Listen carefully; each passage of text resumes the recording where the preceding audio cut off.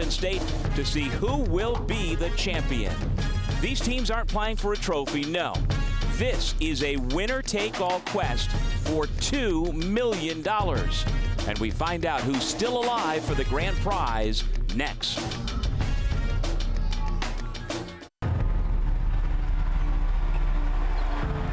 Drama, the best drama on television. There's nothing like this. The intensity for each game is just like, I don't even know how to explain it. Guys are out there basically killing themselves. There's nothing else like it out there. It's win or go home. They take home the $2 million prize. Ah, man, $2 million. This is something that we can take back home and really, brag about, be happy about. I'm ready to fight for it. I'm fighting for what I believe that we can earn and we can get.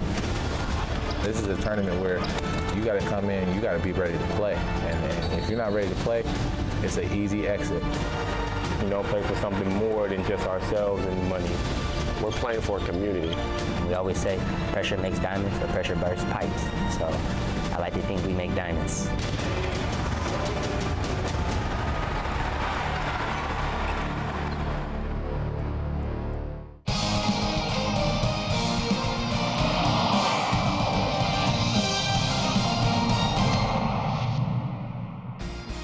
For the first time in its 4-year history, the basketball tournament has come to the city of Baltimore for its Final Four, the first semifinal here tonight. Pitt's Team Challenge ALS against the Ohio State alumni team, Scarlet and Gray. And welcome everybody to Baltimore. I am Doug Sherman, and the stakes could not be any higher. TBT is all about passion, intensity, and winning $2 million. 64 teams started the quest, and it is now down to 4.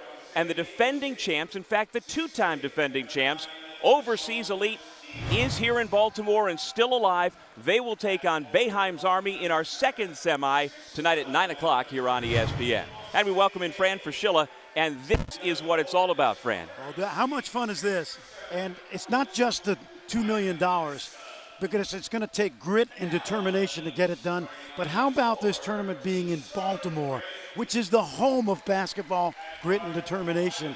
And I can't wait to get started, Doug. Well, we're going to tip it off, Fran, with Jared Sullinger, a 5-year NBA veteran looking to get back into the league. You know what? TBT has been his job interview. He's healthy, he's svelte, and he's dominating action for Scarlet and Gray. He's been the great inside-outside player that we remember in his days at Ohio State. His old Buckeye teammate, Aaron Kraft, he's been playing as well as anybody in TBT. Well, we remember how good he was at Ohio State, 4-time all-defensive team in the Big Ten. Now he's playing in France, and he's as good as he's ever been. John Diebler is the big outside shooting threat for this Ohio State alumni team. We go over to Jen Hale for the latest on his ankle. Yeah, Doug, John has spent this entire week battling back from a nasty ankle sprain he sustained in Brooklyn during play last week. In fact, he delayed his flight home from Brooklyn. He didn't want to put his ankle on a plane, which always causes swelling, until it was ready. Didn't really work. By the time he made it back to Ohio, that ankle had tripled in size and was black and blue. So he has spent much of this week in the training room trying to get that ankle right. He was one of the first players here today to do some extra rehab and treatment. I just talked to him a few moments ago, and he told me it is securely taped up. He's ready to go. And with $2 million and a lot of pride on the line, he won't be playing with any restrictions or hesitations tonight. That's right, Jen. He will be coming off the bench. We will see if Diebler can get that shot off. Meanwhile, the sentimental favorite in this field of 4 has to be Team Challenge ALS, Fran. It's just a great story. They're playing for Pete Frates, the former Boston College baseball player and roommate of Team Challenge ALS star Sean Marshall, who also played basketball at Boston College. And it is a great story because part of the $2 million, if they win, will be donated to fighting that insidious disease. $250,000, as a matter of fact.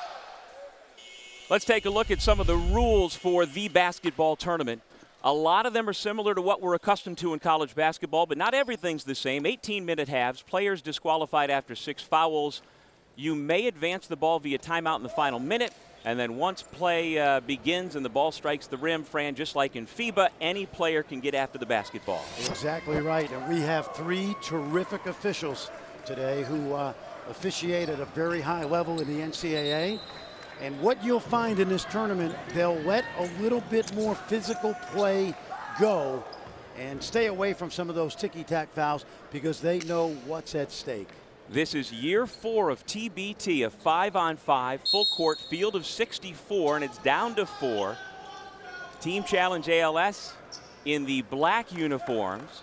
They all have Frates on the back of their jerseys to honor the man they are playing for, Pete Frates, who is watching from his home back in Boston right now. Scarlet and Gray in its home white is the higher seed, playing defense here as we are underway at Coppin State. Very interesting. John Diebler is going to come off the bench tonight because of that ankle sprain that Jen talked about. Well, one of the guys we're going to keep an eye on for Team Challenge ALS is the man who makes them go, Casper Ware. He's a legend in the LA Summer Leagues. You talk about the Drew League. Not only was he the former MVP, but his father, Casper Ware Sr., also a legend. And by the way, Casper Ware spent some time with the Philadelphia 76ers after a great career at Long Beach State. Yeah, Casper Jr. played 9 games in the league, 2013 and 14, as you mentioned, Fran, with the 76ers. Went to training camp last fall with the Wizards. Actually was playing in the Drew League just the other day, and now comes back, and here he is on the East Coast looking to get through the semifinal round. William Buford starting in place of Diebler, misfires on his first attempt. And the gentleman with the rebound is former first-round pick Austin Day. Have you seen that before from Aaron Craft or what? There's the head coach of Scarlet and Gray. He's Scooney Penn, the 2000 graduate of Ohio State. And Fran, he has done a marvelous job molding this team that he calls his kids. Absolutely. Scooney, when he was done playing at Ohio State and then played 11 years in Europe, he migrated back to Columbus.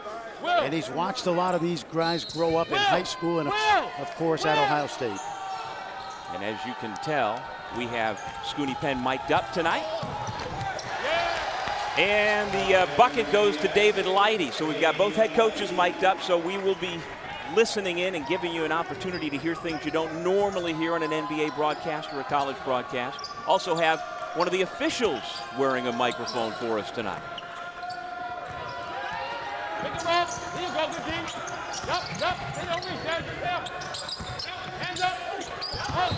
Attacking the rim, Deshaun Stevens goes down hard, and the foul goes against Team Challenge ALS.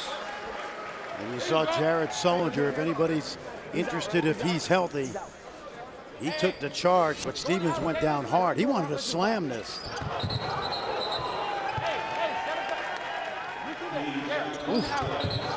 Looked like his tailbone took the worst of it. If Sullinger doesn't step over, he throws that down. No question about it. Man. Stevens, who finished a solid career at San Diego State. Team Challenge ALS has 4 players on its roster who've played in the NBA: Ware, Day, Smith, and Pinckney. Scarlet and Gray has just the one in Jared Sullinger, but everybody's a pro. And that guy's a pro. Yep. Darren Collison. I talked to him before the game. I said, how do you like coaching? He said, I have a whole new appreciation. And he'll play this year for the Indiana Pacers and Nate McMillan. And Darren Collison has something in common with many of the players he is coaching. They are from the Inland Empire out in Southern California.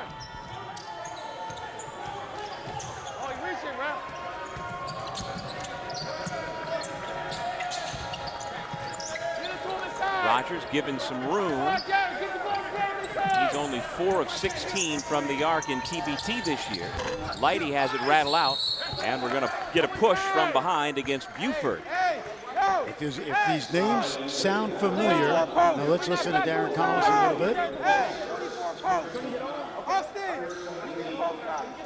Nothing there that time. I had a great look. At it. 24 posts.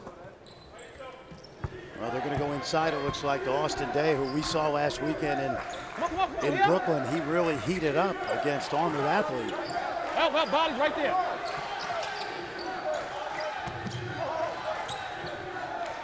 Looks like Sean Marshall lost his right sneaker as play continues. And there's the turnover forced by Scarlet and Gray. Let me tell you who was right in the mix right there. Aaron Kraft got his hand in there, knocked it loose. And Scooney Penn likes that.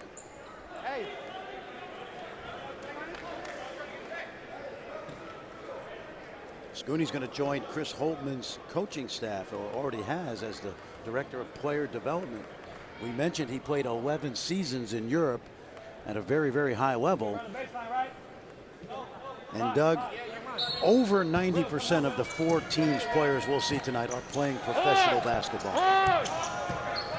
And don't think Scooney can't still play either. He plays pickup ball with these guys pretty much every week back in Columbus. Lighty to the bucket.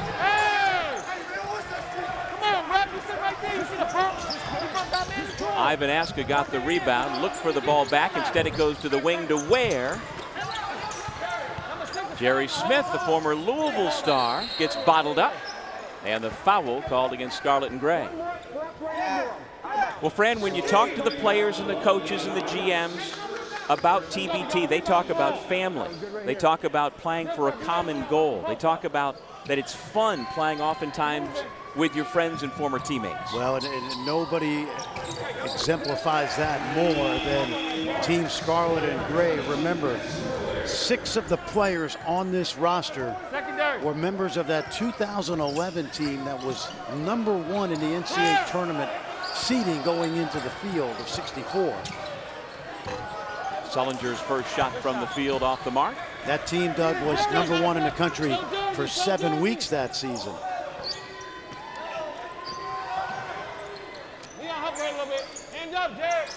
Austin Day connects.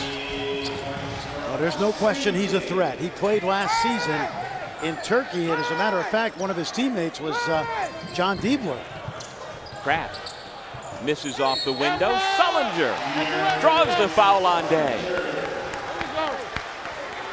There's an NBA post matchup you're looking at right there, Fran. That's exactly right. And last weekend in Brooklyn, there was at least one NBA team there to see Jared Sullinger. And if you don't think he's become light on his feet again, there's a good example. Was let go by the Toronto Raptors after an injury-plagged early part of his 5th season in the NBA, and he says he feels really good. Where attacks. Sullinger with another rebound, quick outlet. David Lighty spotting up for 2. Had that right foot just on the line.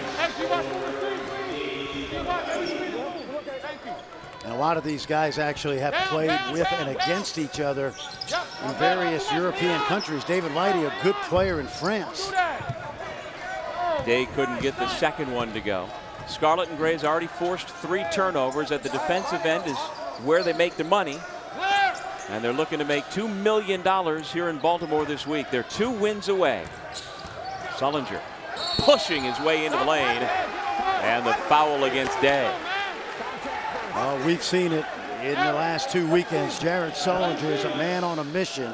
He is looking for a job, and as we've mentioned a number of different times, this is his job interview. 25 years old, former first-team All-American, had some productive seasons with the Boston Celtics. And Fran, they give that foul to the help defender, Casper Ware, so he picks up his first. Leon, son, don't do that. There's what Fran was talking about. First 4 years with the Celtics. Back-to-back years, he averaged over 13 points and 8 rebounds a game. I mean, he has produced in the league. That's right. And there's no question, if he's healthy, he can play in the league on a roster. And with the training camp a couple months away, this is a great opportunity. Over to Jen with more on Mr. Sullinger. You know, the big thing that derailed Sully's NBA career was having to have foot surgery. He tells me he now rehabs his foot at least 2 times a day, even though he doesn't have to anymore, because he'd rather be safe than sorry. He feels like it's probably an injury that he's going to need to manage the rest of his career. And even though doctors don't think it's necessary, he said he never wants to go under the knife again. So he will do it meticulously, however long he keeps playing.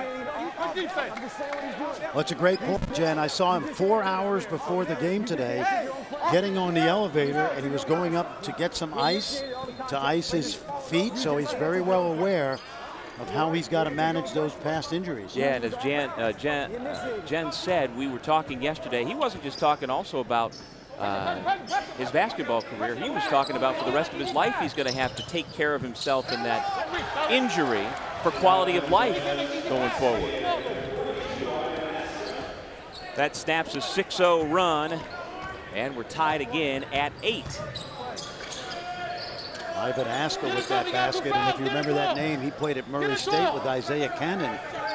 Some really good OVC teams. Yeah, he has played, Aska has, very, very well in TBT this year. Keyed a couple of their victories. Corner 3 by Rogers. 11-8, Scarlet and Gray. Leon Rogers, the old man of this team, 37 years old. Been a nice addition. He's a Columbus guy, so he knows all these former Buckeyes. Marshall's challenge 3 hits the front rim. First shot for Mr. Marshall in 2 weeks. Remember, he missed the quarterfinals and the Super 16 with that ankle injury. Sullinger showing off the range. It's now a 14-8 ball game. I checked with the boys out west before the game, and the Buckeyes are favored in this game. Which isn't a surprise, but at the same time, I would not for a second overlook Team Challenge ALS. And I think one of the reasons the spread is a little larger than I expected was that a lot of these guys play out on the West Coast. They're not as well known as, say, these Ohio State guys, but we know they can play. We've seen them really perform well. And as I mentioned, they've got 4 guys who played in the league. They've also got Marvell Harris coming off the bench here tonight. Former Fresno State Bulldog with his first 2. And he spent his rookie year down in Australia, and he's looking to play in Europe this year. Long 3-0 for Rogers. As mentioned, he has struggled the last couple of weeks with his outside shot, but he's not shy about it. Sean Marshall. Strong rebound, Rogers. Well, to give you a sense of what's on the line, you know, we throw around the $2 million number pretty freely, but it's to be shared across the roster and with fans. And so for Team Challenge ALS, every player, if they win their next 2 games, will get $140,000. And the way the roster breaks down for Scarlet and Gray, each of their players, Fran, would win $163,000 in change. Pretty good investment for 6 games, Doug. But remember, the heartbreak of this reality TV on the basketball court, losing team gets nothing. Zero. Zilch. Sullinger trying to body up Harris. Knocked out of bounds. Scarlet and Gray will have it when we come back. Well, Jared Sullinger, we remember him at Ohio State. We remember how he dominated the Big Ten. He's dominating tonight, inside and out.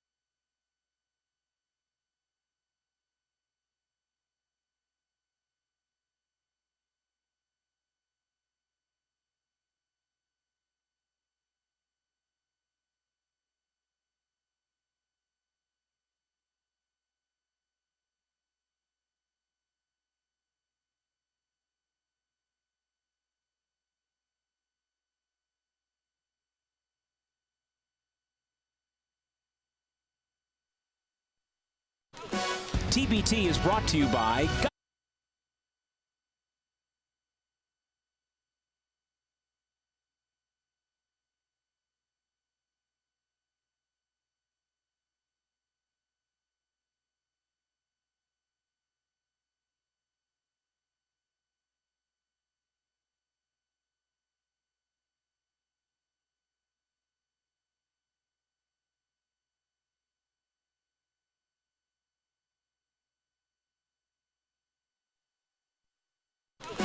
TBT is brought to you by Geico. 15 minutes could save you 15% or more on car insurance. First time ever for TBT in Baltimore. 14-12 Scarlet and Gray with the early lead. What a beautiful shot there. Nothing better than being out on the water with man's best friend. We go over to Jen talking about a very special guest in the house. We most certainly do, Doug. We are here with Thad Matta, former head coach of the Ohio State. We thank you so much for your time. You know the Scarlet and Gray team perhaps better than anyone except their current coach. You had so many of these guys during those great days for Ohio State basketball.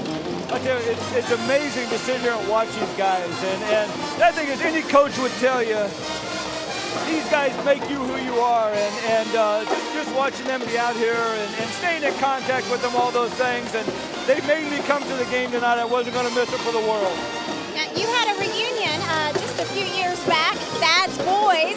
You consider these guys like family. Well, there's no question about it. They made my T-shirt, and yeah, I tell you what, it was a surprise party. It was probably one of the greatest nights of my life. Just the stories that were being told. And, you know, the great thing about college is you watch these guys mature and you see who they are today. And some might say they're better today than they were back then. Oh, there's no question. Well, these guys, they were all, you know, selfless. Their parents weren't a pain in the rear end. They just let them play basketball, and that's why they won so much. Coach, thanks for your time and enjoy the game. Thank you so much. Doug, that's one of the greats, that's for sure. No doubt about it, Jen. And let's take a look at his old roster back in 2011. Pretty impressive, and we're seeing a lot of the same guys here tonight. Exactly. 6 of the players on the roster for Scarlet Gray were on that 2011 team. I mentioned earlier they were #1 in the country for 7 weeks, 34-3. They were upset by Kentucky in the round of 16, and Dallas Lauderdale told his teammates, he said, we can put some closure to that loss with 2 wins here in Baltimore, and they still maintain contact. They're all playing at a high level, mostly overseas. It's great to see. And Fran, we'd be remiss if we didn't mention that there was a 7th player in that picture who is on Scarlet and Gray. Evan Ravenel wanted to make sure we pointed out that he was sitting out his transfer year from Boston College, so he was with the team, practiced with the team, just didn't play in those games, but it's a tight-knit bunch. Another takeaway leads to the breakaway by Lighty. How many times have we said in our lifetime, steal by Aaron Kraft? Now, he's been averaging 10.5 points, nearly 7 rebounds, and over 5 assists per game, in addition to getting a steal or 2 at least every time out in TBT. He's one of the great defensive guards, really, in the modern history of the Big Ten Conference. Yeah, he's got 2 steals and a couple of assists so far here tonight. His team up by 4 with the basketball. Aaron will play this season in Monaco. He'll leave Sunday to head over the water in the French Pro A League. And as we talked to him yesterday about his trip, he actually is going to head to a small town in Italy. There he knocks down the 3, where they'll have a 2-week training camp and then spend about a month before the regular season actually gets going. And at that point, his wife will come out from Ohio and they'll spend the year in Monaco. Not a bad place to be. Not a bad place for the Crafts to spend this season. Good level of basketball. David Lighty will be back in France, I believe. Casper Ware played there last year for Challenge ALS. Another takeaway by Scarlet and Gray. Nice. The interior passing crisp. Back out to Kraft.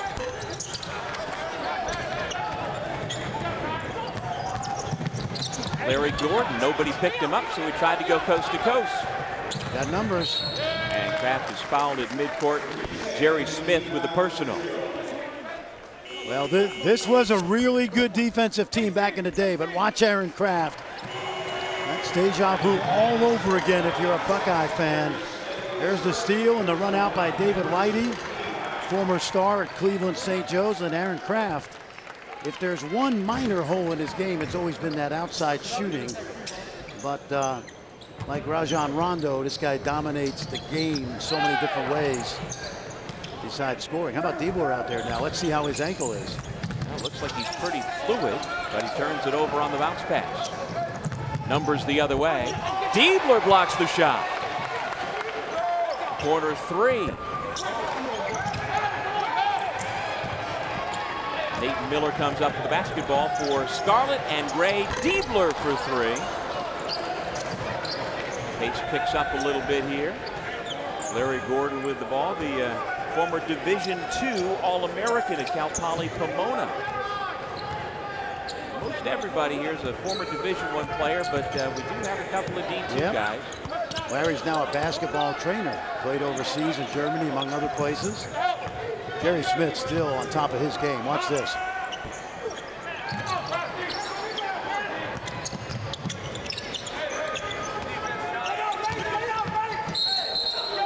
Foul on the way up, and when we come back, Kevin Pinckney, the former Nevada star, will be at the free throw line. 2 wins away from $2 million.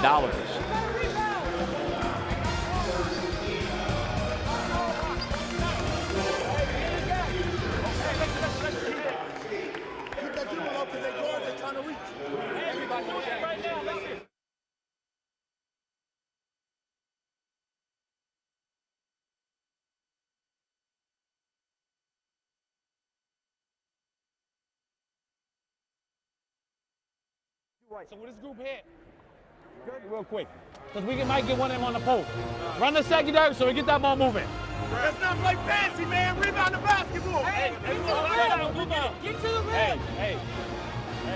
Yeah. You got in trouble there? Trying to make that pass? Just back it up. It's a tough pass. I found that pass. Back it up. That's all. Back it up. It was open, wasn't it? It was, but it was a tight window. Back it up. All right? Hey, you three right here. Secondary. If you got a chance to turn and post that motherfucker, turn and post him. Hey.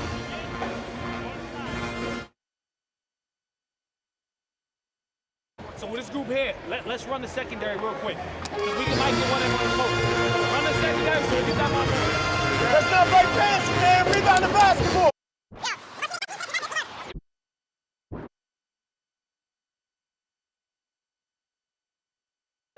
Val will stay back and set a screen if you guys get any trouble.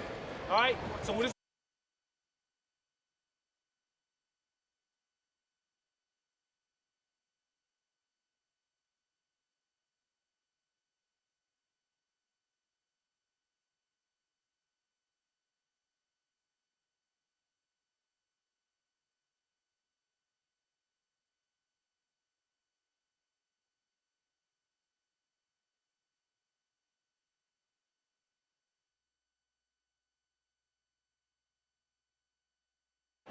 Val will stay back and set a screen if you guys get any trouble.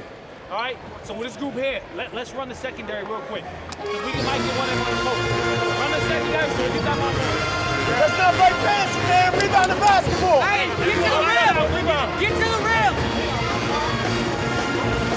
Scooty Penn doing a nice job in that huddle, but these guys, all professionals, they can coach themselves as well. And you can hear the interaction in that huddle.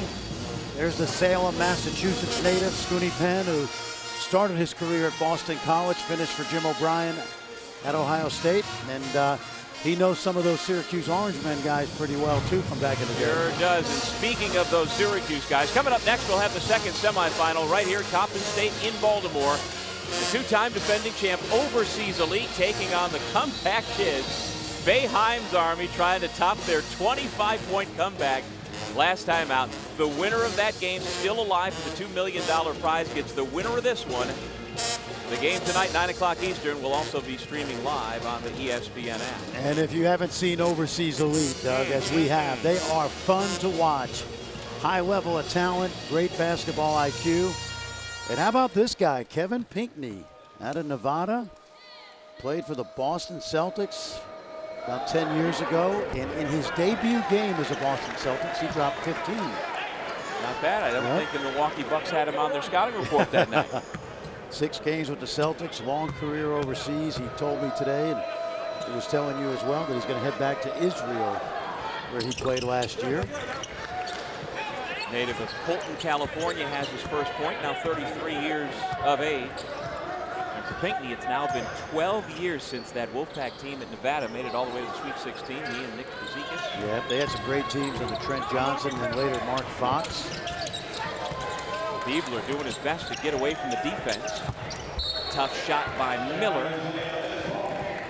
Well, we heard at the end of Scooney Penn's huddle, somebody on the bench say we need a rebound. They are being out-rebounded as Scarlet and Gray. Team Challenge ALS has brought it physically.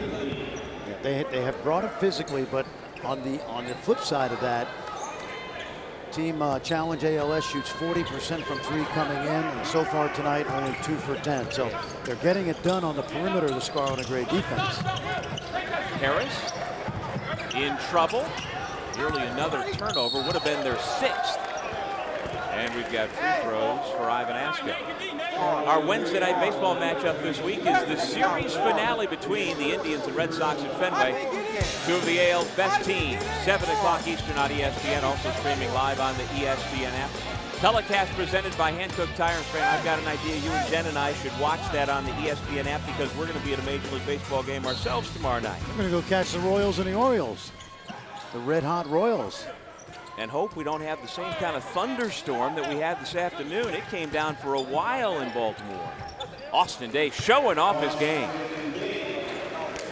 Star at Gonzaga, left school early. Of course, his father, Darren Day, was an outstanding college player at UCLA, later Boston Celtics. Nice. Yep. Nate Miller. Day behind the back, but couldn't get the finish.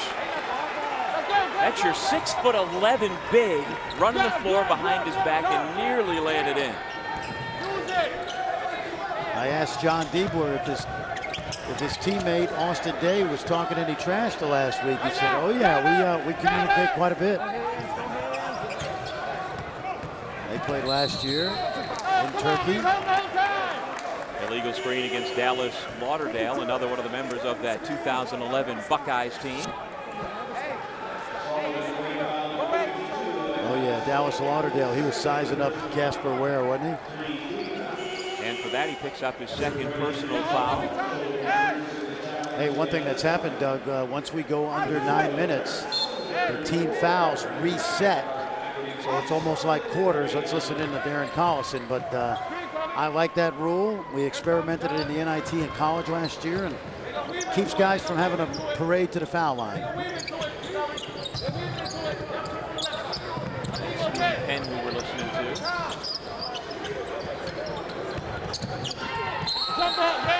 There he is again, that pesky man. Well, Aaron Kraft, Big Ten Defensive Player of the Year. 4 times he was on the All Big Ten defensive team and doing what he does. Just grabs a piece of the ball. And even if he gets a little arm, the reputation is he's got such quick hands that the officials, all these 3 guys, 3 high-level officials, they certainly remember his defensive ability from back in his college days. Grant shot clock down to 5. Day working on Ravenel. Ooh, boy, shot. he is feeling it, and he can't get the call. He looks at the officials and says, all over me. 7 points for the 29-year-old from Irvine, California. Kraft spins away from Ware. Former AAU teammates playing ball. Offensive foul against Kraft. And that is number 2 on the 26-year-old. Watch Aaron Day now. Ravenel is really in his grill. There's nothing really there, but Austin wants to call anyway. The 15th overall pick of the 2009 draft of the Pistons after his sophomore year at Gonzaga. He's in for $93,000 if this team wins it all. That's a little more than a half share. He hasn't played in every game leading up, so he gets a prorated share. No prorated share for Sean Marshall, even though he sat out a couple of games with injury. He's the man that put this team together. Without a question, both on the court and off, for that matter. And John Diebler, who he scored over, told me today at breakfast, he said, hey, he is tough in the Turkish basketball league. Eisenhower High School in Rialto, California. But again, this team playing for Pete Frates back in Boston, the former BC star. And a great story. And I know you said Pete's watching. I know his dad's here tonight. It's a 7-2 run for Team Challenge ALS. And And back over to Jen. Well, Doug, Team Challenge finally had the chance to practice all together. Sean Marshall, of course, nursing that ankle injury. As you mentioned, he missed time. They were able to squeeze 2 full practices in this week all together, trying to gel ahead of this big showdown with the Scarlet and Gray. Marshall telling me he feels great, and it's such a personal cause to him. You know there's no way he was sitting out. No. On cue, the tough shot. He's heating up, the former Boston College Eagle. And we're tied at 21. John Diebler was on him hard the last 2 possessions, but Marshall backed Diebler down, just shot over him. Team Challenge ALS with a chance to retake the lead. They led 6-2 early. Day sparked the rally, but he couldn't bury that one. Austin Day, he thinks he's Kevin Durant right there. Diebler couldn't hold that step, and he turns it over. What do we say, Doug, when we talk about the TBT? It's reality TV on the basketball court. It's high drama, intensity. It's all on the line for $2 million.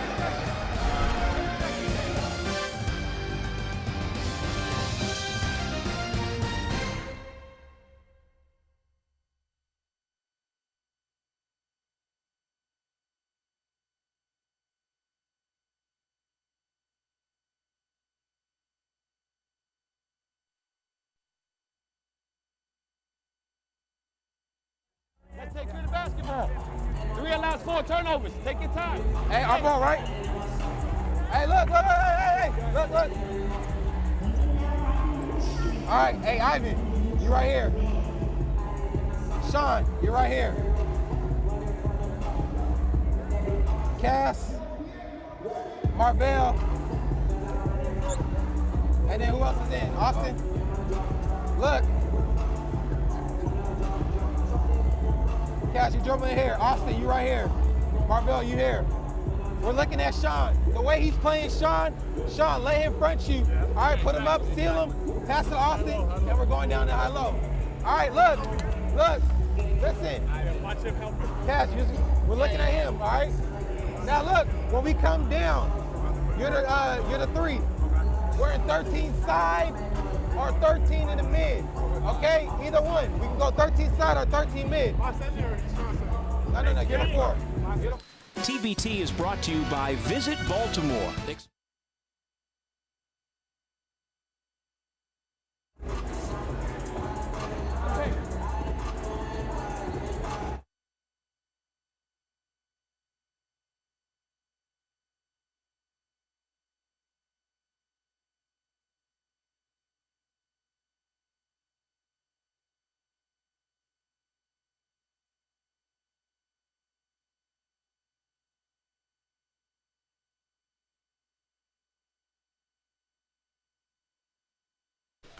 TBT is brought to you by Visit Baltimore. Explore more. Plan your next vacation at baltimore.org.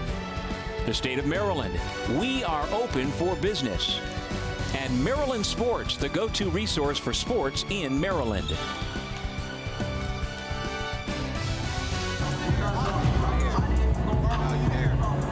Looking at Sean. The way he's playing Sean, let him front you. All right, put him up, seal him, pass to Austin, and we're going down to high-low. All right, look, listen. Watch him help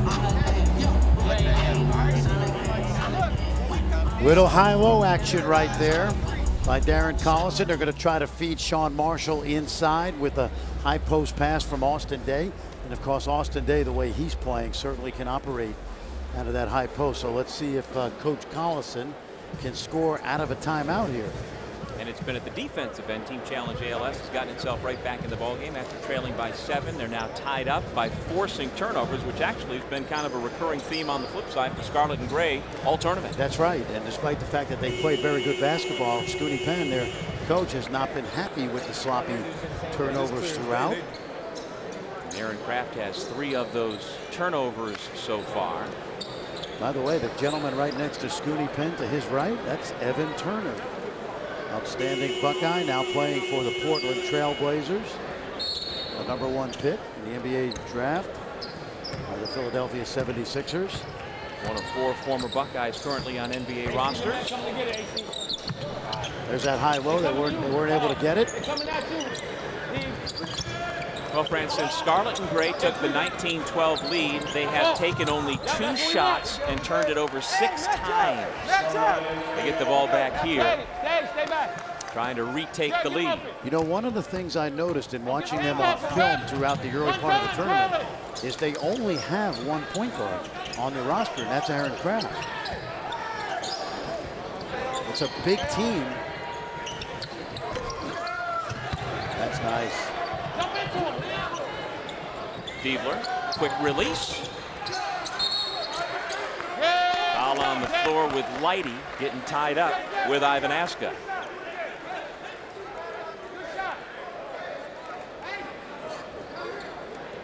On Thursday at 7 p.m. Eastern, we've got ourselves the championship, but not until we get the 2 teams there. So coming up next here on ESPN, Boeheim's Army and the huge crowd that's going to wind up filling this building will take on the 2-time defending champion Overseas Elite.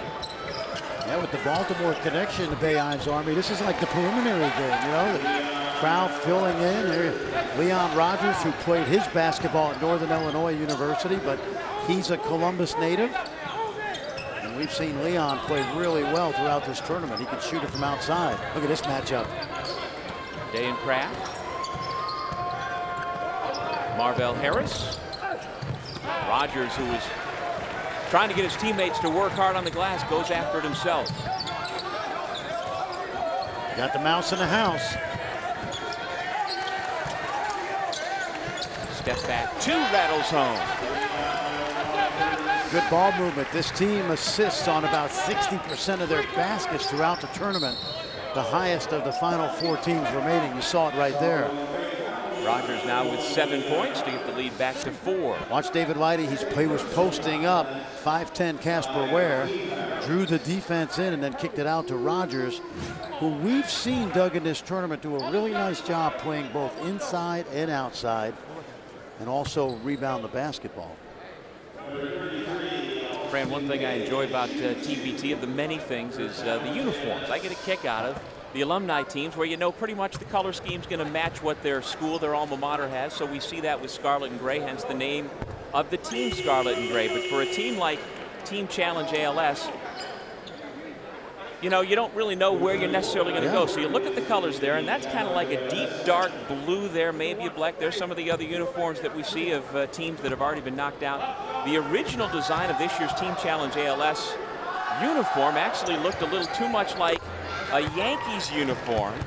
And so co-creator of TBT, Dan Friel, was telling me yesterday that they had to scrap it because the guy they're playing for, Pete Frates, back in Boston, is a diehard Red Sox fan. No way. No so way they had to change the unis. He couldn't wear Yankees uniforms anymore. So, Pete, if you're watching, which we know you are, it's well under control, even though it's Yankee colors. They are not Yankees. 3 ball by Lighty rattled out, and the foul.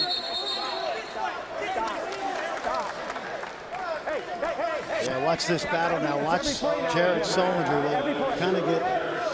I tell you what, there wasn't much there. Both guys were trying to hook a little bit. And Austin Day was pleading his case. He was able to get the call to go his way.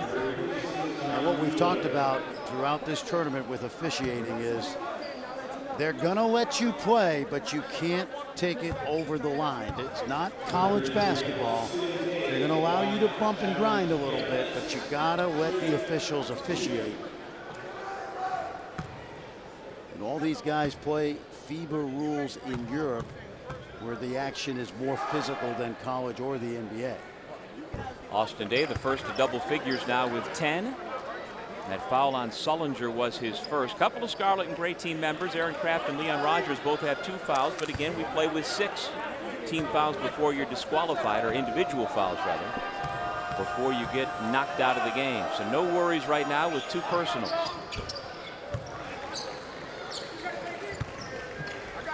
So coming out of that last timeout, Scarlet and Gray scored 4, answered now with 4 in a row by Challenge ALS. So we're deadlocked at 25.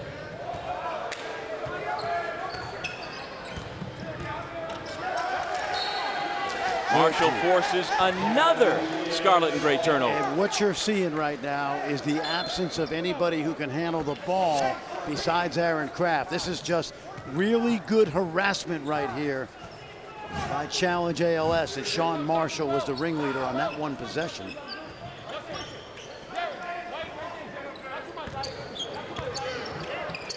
Day gets the defender in the air, and Kraft has picked up another personal foul. That is his third, so your 1 point guard on the roster is in a little bit of foul difficulty. Well, they've got 6, but Scooney Penn's got a decision to make right here, and he looked over at the scorer's table. I think he's going to leave Aaron Kraft in, but if he does, I would take him off Austin Day. And if you're Aaron Kraft, defensively, you have no other way that you know how to play than to go after the basketball. Does he scale it back just a little bit right now for the final 141 of the half? Oh, he has to. He has to. And what he did right there is he bid on the shot fake by Austin Day. But he has to be a little more conservative now. Austin Day, 6-year NBA veteran. Already a perfect 4 for 4 at the line.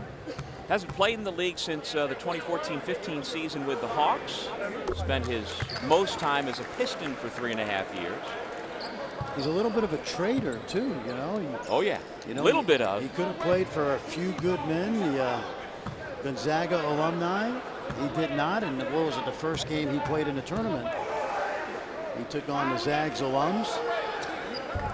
He also has an NBA championship ring somewhere. Not wearing it now, obviously, but he was a reserve on the 2014 San Antonio Spurs.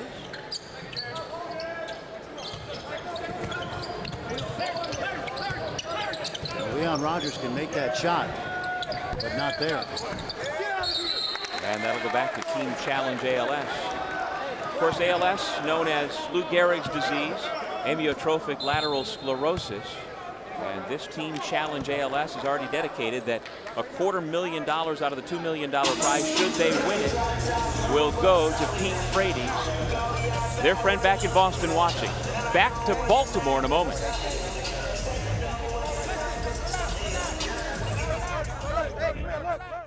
Hey, 14 side, look. Same thing, Casper, Austin, Ivan, I want you to stay right here, Ivan. All right, Larry, you right here.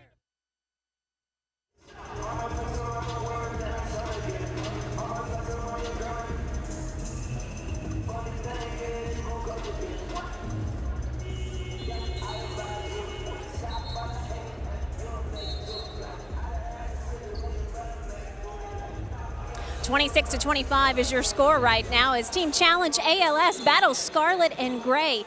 Here is Pete Frates and his beautiful family. We have our best wishes and thoughts with Pete as he battles ALS. You know, guys, this team has really just ignited the ALS community, that's for sure. We have ALS patients here tonight, those who have lost loved ones to ALS as well. This has just ignited the fan base and the support base. We have people passing out and selling bracelets to raise money for ALS research. So this team is really striking a chord across the country as people battle this horrible disease, Doug. Yeah, and it's a continuation, Jen, of that very popular Ice Bucket Challenge people will remember from 3 summers ago that helped to raise tens of millions of dollars for ALS research. And the team playing for raising more money to fight ALS has its 7-0 run snapped by the triple from Rogers. And I like that. Rogers missed the last 3 he took. They baited him into taking that next one, and after a little hesitation, knocked it down. He can shoot that ball from long range. Fran, he has a couple of threes, 10 points now to lead Scarlet and Gray. Good example right here. Now, he's already passed up one, and this time he said, no, I can make this. And he certainly has shown in this tournament that he can knock down that 3 ball. Well, you know, Scooney Penn is really equal parts Boston and equal parts Columbus. You know, he grew up in Boston, and he talks about Columbus as though he's lived his whole life there too. He loves both places. Yeah, absolutely. He played for a great AAU coach, Leo Papillo, BABC in Boston, had a terrific Ohio State career, and he's made his home there. And just recently, probably in the last month, the new head coach, Chris Holtman, asked him to join the Buckeye staff, and he will be a great addition. He was a tremendous player and always got the most of his talent. Yeah, he was telling you and Jen and I at yesterday's practice how Central Ohio, the city of Columbus, has so embraced this TBT team that when they went to the airport 2 days ago, everybody seemed to know where they were going and wishing them luck. And at the store, final shot of the half rattles off, and we've got ourselves a ball game. At the intermission, Team Challenge ALS, the underdog, and the sentimental favorite, remaining in this 64-team field down to 4, has itself a 2-point lead. Good defense, bottled up the Scarlet and Gray down the stretch. They've gotten some key baskets. And again, being an underdog, they've got nothing to lose except $2 million. All right, let's go over to Jen. Thanks, guys. Here with Coach Darren Collison from Team Challenge ALS. Coach, Scarlet and Gray led for most of this one. Where did you find the advantage to close out this first half? I just think we kept our composure. You know, this is a very good team that we're playing against. They got Jared Seliger, you know, he's probably, if not one of the best players in this tournament. So we got our work cut out for us, and I think the guys kept their composure. We kind of played our game. We wasn't at first, but we kind of settled down and played our game. Austin Day, the leading scorer, first guy to double digits on either team. Where's he finding his success? You know, Austin, he can do that. You know, we're not surprised. You know, where I want to see Austin do it for us is on the defensive end, and he's doing that right now. So if he's locked in on the defensive end, I mean, you know, we're a tough piece of work, because the way he got the ball going and into that hoop, you know, it's going to be tough to guard him. And you're usually especially tough from the perimeter, but right now you're just 2 of 13 from beyond the arc. Can you adjust something in this next half for your three-point shots? You know, shooting's going to come and go. You know, I want to see us do it on the defensive end. Let's stay consistent. Let's continue to play together. You know, still take our shots, be confident. You miss them, so what? Get it back on the defensive end, try to get some easy points in transition. Thanks, Coach. Best of luck. No worries. So, Doug, I guess the motto holds true, at least for Collison. Defense wins championships. Indeed, and that defense has gotten them the lead here at halftime, Jen. And Sean Marshall was another big part of their push late in that first half. Well, he's their go-to guy who missed last week, but you can see why he's important. But in Sean Marshall coming back and now Austin Day joining this team, they've got a good 1-2 punch. For Ohio State, ball movement, too stagnant down the stretch. They've got to get a way to move that defense so that they can open up driving lines and potentially get the ball inside to Jared Sullinger. Yeah, in their first 4 games of TBT, Scarlet and Gray really shared the basketball well, averaging 16 assists per game. But so far tonight, the defense of Team Challenge ALS has the underdogs on top by 2.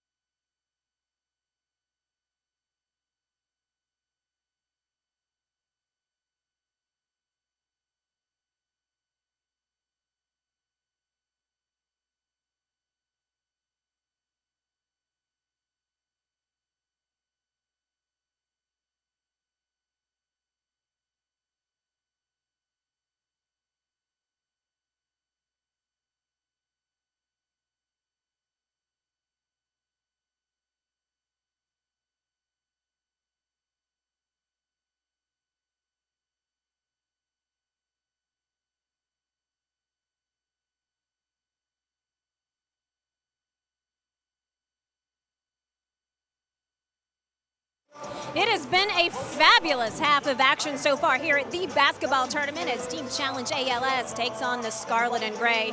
The Ohio State alums led most of that first half. However, Challenge ALS came storming back to snatch the lead at the very end. It has been an exciting game on both ends of the court. Teams playing some tough defense, causing turnovers, but also finding the rim.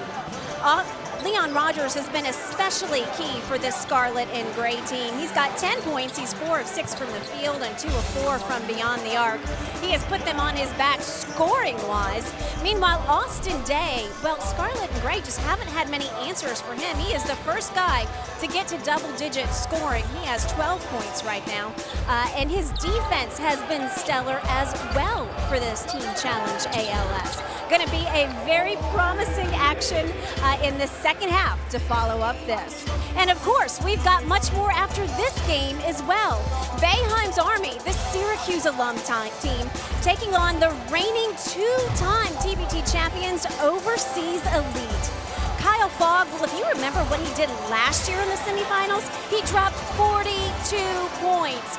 So he could very well do the same again tonight for Overseas Elite as they try and defend their championship. But James Sutherland and the rest of Boeheim's Army have other plans, that's for sure. The 6'9" small forward out of Syracuse will lead this alumni team as they try to upset the reigning champs. Sean Marshall back for Team ALS, and certainly a huge push and bonus for them with 6 points, as well as the moral and spiritual boost.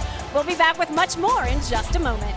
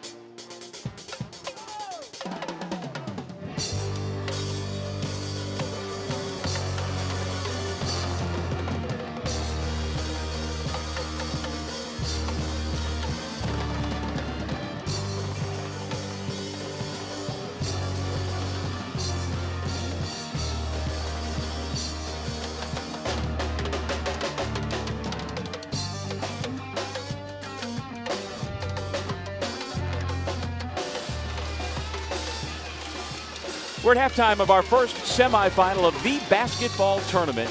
Each of these two teams, 2 wins away from $2 million. What should we look forward to here in the second half, Fran? Well, I think if you're Scarlet and Gray, you got to figure out a way to slow down Austin Day. He got hot towards the end of the first half. They also have to take care of the basketball, Scarlet and Gray. And if you're Darren Collison's Challenge ALS team, I would say more of the same defense, because they smothered Ohio State and forced them into those 9 turnovers. What, if anything, most surprised you in that first half? The outside shooting. Both teams come in shooting fairly well from behind the arc, but the flip side of that surprise was how good the defense was. And when you're playing for $2 million, you're going to treat every possession like it's proverbial life and death. No doubt. All right, let's go over to Jen. Thanks, Doug. Here with Coach Scooney Penn. Coach, you led most of that first half up until the end. Where did they find an advantage? We started to turn the ball over a little too much. We got into the bonus early, allowed them a lot of easy free throws, and they were able to score when the clock stopped. So, we tighten up when I turn the ball over and not go through so many droughts without scoring the basket. 9 turnovers, as a matter of fact. What was the conversation in the locker room about ball security? It was just take care of the ball. We are okay. We sped up a little bit. We made some bad choices, but, we're going to rectify that second half. We take care of the ball, we'll be just fine. Aaron Craft has 3 fouls coming into this second half. Does that change the way you use him at all? No, you can't change the way Aaron plays. He's a smart enough guy that I trust him in there with 3 fouls. He'll be just fine. Thanks, Coach. Best of luck. Thank you. Doug. Thank you, Jen. Here's a look at some of the numbers from the first half and just what you were talking about, Fran. Outside shooting. Think about that. 6 for 27, but a lot of that is good defense. Nothing came easy in that first half for either team, and that's why we have a half-court slugfest. Individually for Scarlet and Gray, it's been Leon Rogers, 10 points, 8 rebounds, couple of assists. On the flip side, we've talked a lot about Austin Day with his 12 points. Got to the free throw line a lot and showed his versatility. Now, these teams come in, Scarlet and Gray averaging 78 points a game. Challenge ALS 84, and you can see that to this point, it has been outstanding defense. Keep in mind 18-minute halves in TBT, not the customary 20 that we're used to in college basketball, so a little bit shorter. Sullinger spins baseline. Now the double team gets the basketball out of his hands. Leon Rogers rolls it in. He's got 12. Yeah, good inside-out basketball by Jared Sullinger right there. And we have a little bit of talking. No, we're not good. Not good. That's it. We're done with it. Double technical, 23 white, 6 blue. No shots. Point interruption. There you go. Jamie Lucky had enough. I told you he'll give him a little more rope than normal, and we're good to go. Those guys just got a double technical. Yeah, we had enough. I like it. So Smith and Lighty get the technicals. No free throws. And Team Challenge ALS with the basketball. Got to maintain law and order out here. Well, we talk about the intensity in TBT, and you see it in the first couple of rounds, and it amps up as you go along. Marshall with a big smile on his face after hitting the 3. He's got 9. But by the time we get to this point, Fran, to the semifinals and then Thursday night in the championship game, again, losers go home with nothing in their pockets. The winner on Thursday will get $2 million. That intensity will be through the roof. Last year when Team Colorado lost in the final after giving away an 18-point lead, I went back to their hotel in White Plains, and it was a really, really sad night at that hotel. And there you see Sean Marshall, former Boston College star. He combined with Jared Dudley. They did a lot of winning at Boston College back in his day. And he had organized a Boston College alumni team the last couple of years, didn't do so well, and then he changed his thought process for this year. Yeah, he grabbed some Inland Empire guys from his native California, and right now we just saw Aaron Craft pick up foul number 4. And we just saw him pick up number 5. Wow. Wow. And they're going to play without Aaron Craft for the next, I would say, at least 6 minutes. Well, not 5 minutes ago, we heard his head coach, Scooney Penn, tell Jen he can't change who he is, and we've just seen it right there. Exactly. And now, listen, you're going to let these guys play, but you can't let them commit a felony out there. And Aaron Craft, he needs to know better. Now Team Challenge ALS could get that guy going. It'll help their cause. Casper Ware had a quiet first half, averaging 16 per game in TBT, and he makes it a 6-point lead. And you can just feel, Doug, the momentum shifting. The defense has been outstanding.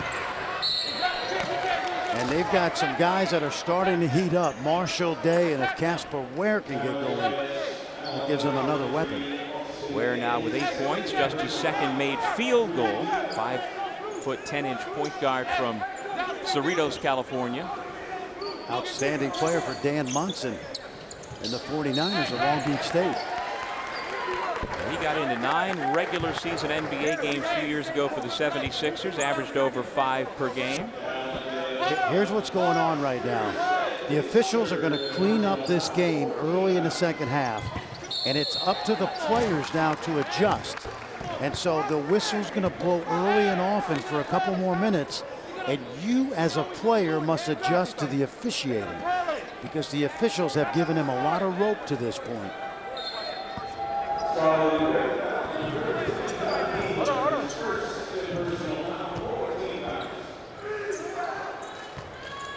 We've got microphones on both head coaches, one of the officials as well. Let's go. Come on, Will, get it. Call for it. Let's go. That's Scooney Penn. Yeah, really interesting. No point guard right now for the Buckeyes. Sullinger backing down Aska over the left shoulder, and That's a chance nice. for 3. Great patience right there. Jared Sullinger was waiting for the double team to manifest itself when it didn't. Take a look at this. He's waiting, watching, and once he realizes he's got Aska one-on-one, watch him survey the floor and then make the one-on-one move, and he's going to get the chance to get 3 the old-fashioned way. Nicely done by the Columbus native and one of the all-time greats in recent Ohio State history. 2 years before he left for the NBA. He's got himself 10 points.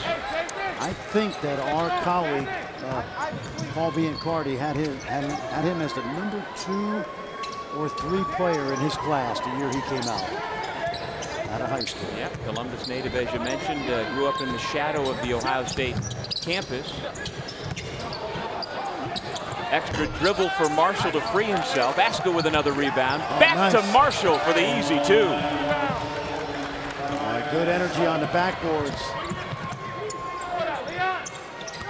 Lighty, shovel pass, stolen away by Day, and we've got a run out. Marshall nearly missed it. Wow. Just get the 2. Don't worry about the dipsy-do. Well, he's 6'5", and I think he was caught between, do I throw it down or lay it in? I think he should just lay it in, man. He got no hops. He lost his hops. But he can play. Woo. Turnover leading to another easy basket for Challenge ALS.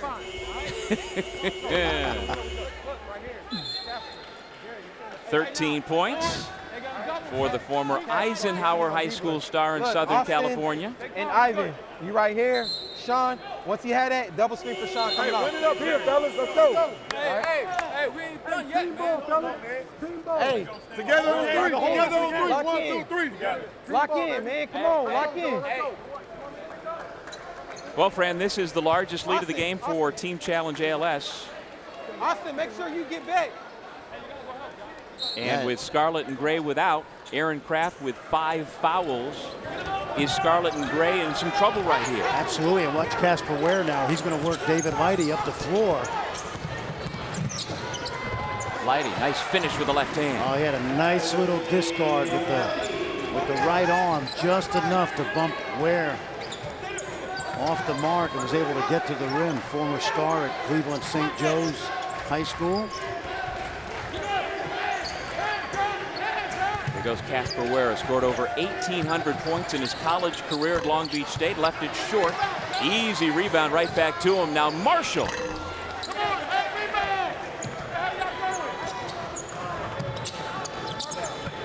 Catch and shoot 3 for Lighty, no. Sullinger up above the rim. Puts it in. Well, Jared Sullinger was perfectly placed on the backside. He wedged the defenders out with that body and did a nice job of going right back up with it without dipping the ball. Of course, he played for his dad at high school, the legendary Sat Sullinger. And Fran, we know he can rebound. Twice in the NBA, he grabbed 20 rebounds in a game. Momentum coming back in the favor of Scarlet and Gray, perhaps. Coming up next, we'll have the second semifinal from right here at Coppin State University in Baltimore. The two-time defending champ Overseas Elite taking on Boeheim's Army. The winner still alive for the $2 million prize. Game will also be streaming live on the ESPN app. This building continues to fill with orange. Fran, what do you think about our nightcap? Well, I think that what we saw in Brooklyn was that Boeheim's Army's fans made a huge difference in that great comeback. And of course, this team has a couple Baltimore natives, Dante Green, CJ Fair, Trevor Cooney, not too far from here, growing up in Delaware. William Buford with his first two. It's back to a one-point ball game. And Diebler's going to be called for the reach-in foul. And you heard Scooney Penn say exactly that. John, stop reaching. Because you don't want to give ALS Challenge a chance to get to the free throw line and shoot free throws.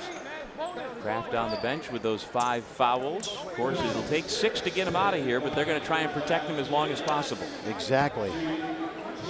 If this game stays close, I'd expect him to come back in around 7 or 8 minutes to go. You know, when you think of Challenge ALS, and you mentioned it earlier, they may not have the high-level amount of names that Syracuse and the Ohio State alums have, but you did mention they have 4 guys, including this guy at the line, that have played in the NBA. And you got to, I don't know, the last time I checked, you got to be pretty good to play in the NBA. Yeah, and even if it's a cup of coffee, that means you're really good. Absolutely. First point for the former New Jersey net. He played 5 games back in March of 2012. And on his ledger, you can look it up, he scored 7 NBA points. Sullinger, a 5-year NBA veteran, battling inside. He draws the foul on Day. Well, he stayed with it the whole possession. There was a point in that possession, he wasn't even looking at the rim, but he knew, watch him, he's going to shoot it without even looking, but he knows where the ball comes off. And then he just takes Austin Day and throws him in his back pocket and zips it up. What he also does is give Austin Day his 4th foul. Yeah. And it's interesting because without Aaron Kraft, they've relied more on going inside, particularly to Sullinger, and they haven't turned the ball over as much. And what they've also done is quickly erase a 7-point deficit since Kraft went to the bench. 15 points for Sullinger and the lead.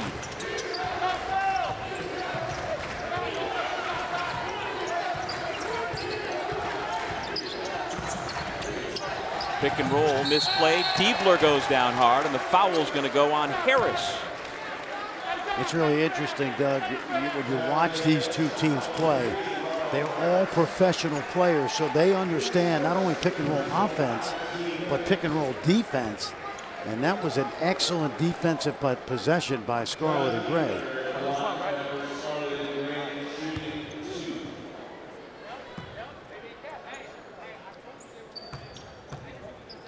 That sideline is well handled by Scooney Penn and Evan Turner. Visit thetournament.com for more information on this year's teams and how to enter a team for next year. And I guarantee you, Fran, next year is going to be bigger and better because this tournament has grown exponentially from year 1 to year 4. Well, I talked to Dan Friel today, one of the tournament directors, and he said teams not in the field are already putting together their clubs. In fact, the Wisconsin Badgers, I know Ben Brust is scheming a little bit to try to get those Badgers together. That was one of the teams that Dan mentioned, would love to be in this field. It's a 10-1 run for Scarlet and Gray. Trying to find Sullinger again. Nice job to displace him off the post. Diebler with the rebound. And I thought Diebler could have gone right up. I don't think he realized how open he was. Buford for 3. So you talk about the plans for next year already. You know, The move to get the TBT semis and finals here in Baltimore began as soon as last year's championship was done. While we were up in the Bronx in Fordham University, on the court while Overseas Elite was celebrating its second straight title, representatives from the city of Baltimore were working on getting this event here. Diebler, no. Well, and it's a great location because, you know, as someone who spent a lot of time in Baltimore following the basketball, the high school, the recruiting, this city is built on grit, toughness, and determination, and it mirrors exactly what the basketball tournament means. Great venue to have it as well here at Coppin State. No foul! No foul! No foul! Shot clock under 10. Here is Gordon.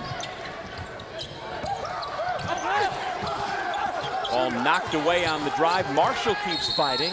Now the whistle comes. I think we got a shot clock violation. Yeah.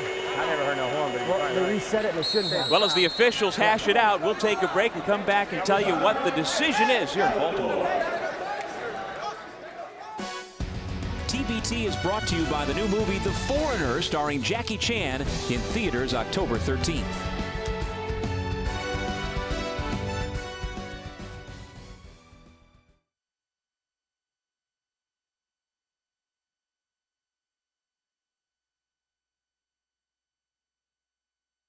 Or an improper reset, a timing error.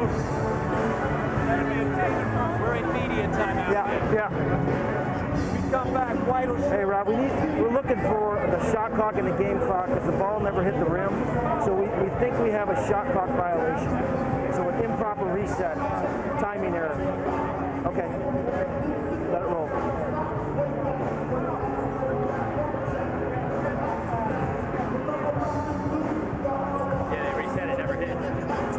Just one more time for about 6 or 7. That's good. It'll be a white ball on the end line. Shot clock. We're giving a technical foul. Let's just go shot clock violation and put the ball right there. This shot attempt never hit. Right. They reset it. So it just be shot clock, white ball, two shots for white and white ball down here. Technical on who? Let's run early offense, right? I want to get it back to Will.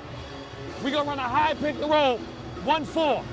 If they switch, murder that motherfucker. If they don't, you spray them, all right? A lot of spacing. A lot of spacing.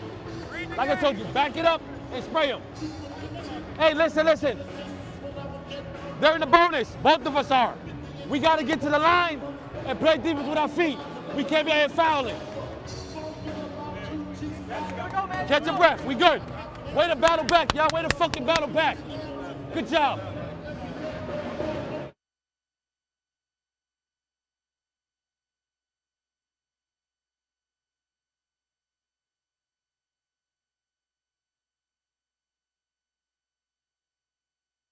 We want to run. Let's run early offense, right? I want to get it back to Will. We're going to run a high pick and roll, 1-4. If they switch, murder that motherfucker. If they don't, spray them, right? A lot of spacing. Keep moving, though. A lot of spacing. Read the game. Back it up, spray them. Hey, listen. They're in the bonus. Both of us are. We got to get to the line and play defense with our feet. Can't be out here fouling. Well, while Scooty Penn was coaching, we had a technical foul on Ivan Aska of Challenge ALS. We also had a shot clock violation, so Scarlet Gray will shoot the free throw, and the ball will be inbounded full court by Scarlet Gray. And Doug, one of the stars of tonight's game is former Boston College star Sean Marshall, of course, instrumental in this ALS Challenge team. We've talked about it all night, and he's not only done it off the court and putting this team together, but still plays at a very high level in the Turkish Basketball League, and we're seeing some of that terrific play tonight. Yeah, coming off the bench after having not played in rounds 3 or 4 due to injury, but those 15 points in only 19 minutes. And it seems like he didn't score for those first few minutes he was in the ball game. But he can fill it up as Buford makes the technical free throw. You know, Sean Marshall in the opener of this event a couple of weeks ago scored 28 points. He can really fill it up. Well, there's no question. And this is a guy that's played professionally since 2007. He's been on 15 professional teams around the world, but he seems to have found a home in Turkey the last few years. High-level player in a league that's starting to produce some NBA talent. And despite some of the political turmoil, Istanbul, one of the beautiful cities in the world. Here, the Ohio State alumni team with a 2-point lead in the basketball.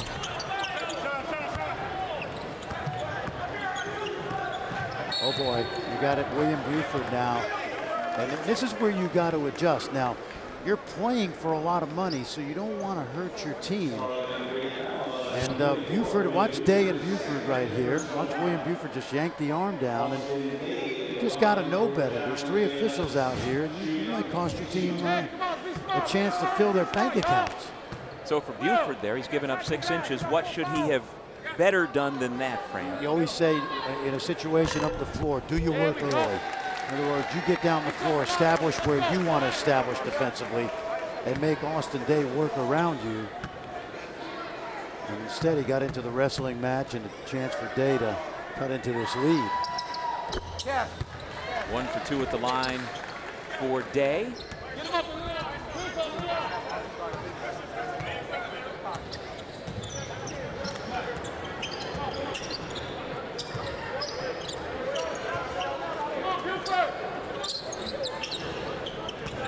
David Lighty down the lane, lost it out of bounds, back to Team Challenge ALS.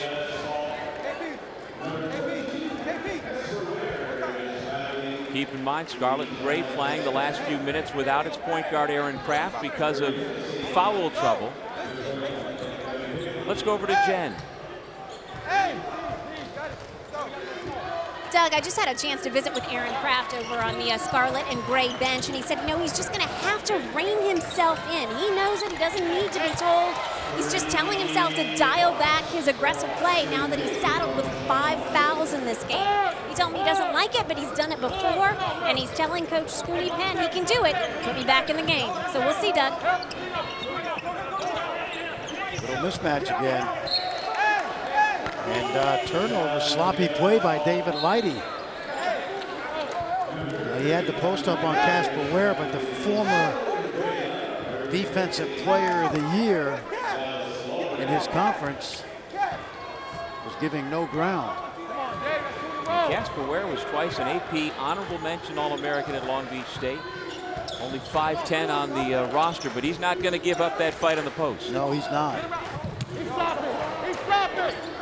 The whole time he's sloppy. Stay there, stay there. Marshall for 3. Come on, Leon. Come on, Leon. Yes. Yes. Well, he got him. There's no argument from Leon Rogers.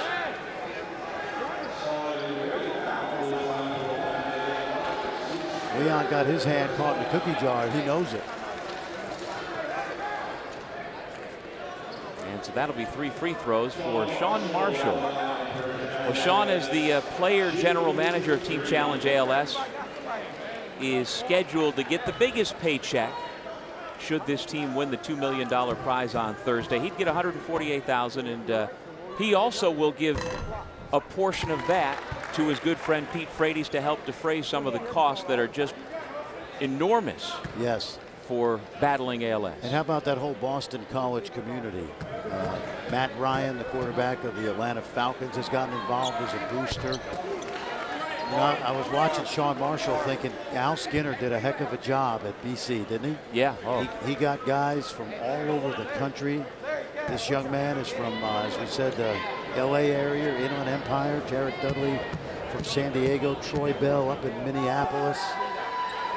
Well, Fran, I mentioned earlier that Sean Marshall had teams the last 2 years in TBT from Boston College, more BC feel, and those teams were called Skinner Freight Train, F-R-A-T-E, so kind of a play on words for his buddy Pete Frates, but also honoring his former college coach.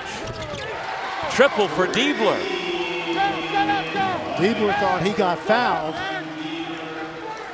Diebler and Day, both guys I mentioned, played last year in the Turkish league. They know each other. Day had that ball go off his hands. Here goes Miller.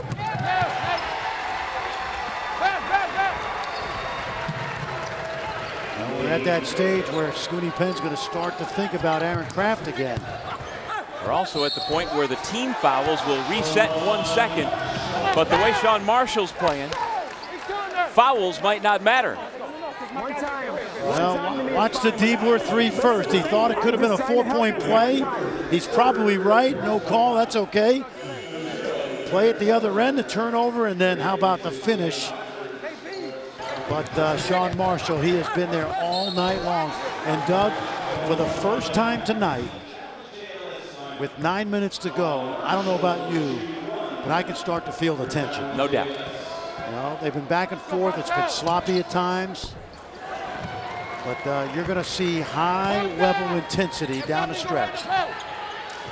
Both teams have led by as many as 7, but no more.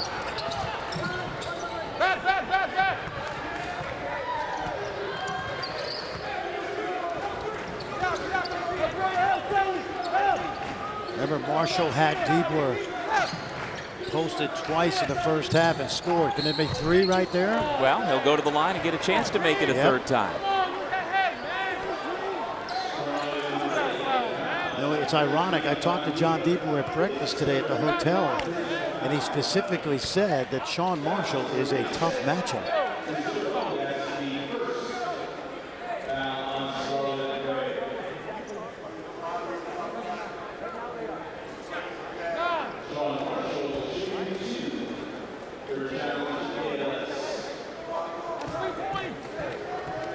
Sean Marshall at the line. He leads all scorers now with 20. Well, Fran, you mentioned Matty Ice of the Atlanta Falcons, active on social media, put a video of himself wishing good luck to Team Challenge ALS, and no doubt he's tuned in here tonight. As he's getting ready for his NFL season down at training camp. Yeah, league MVP last year and very nearly Super Bowl champion. They are motivated by 28-3. Coming up short. 28-3. That's all you really have to say. Let's see if Solinger can get involved again, but Kevin Pinkney's a good defender. Yeah, Kevin Pinkney, another one of the players on this roster with time in the NBA. Traveling violation. Lighty gives it back. Well, you know what Casper Ware just did? As they commit their 15th foul, he pulled the chair out from David Lighty.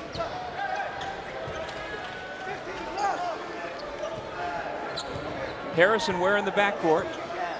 Sean Marshall, Austin Day, and Kevin Pinkney up front for Team Challenge ALS.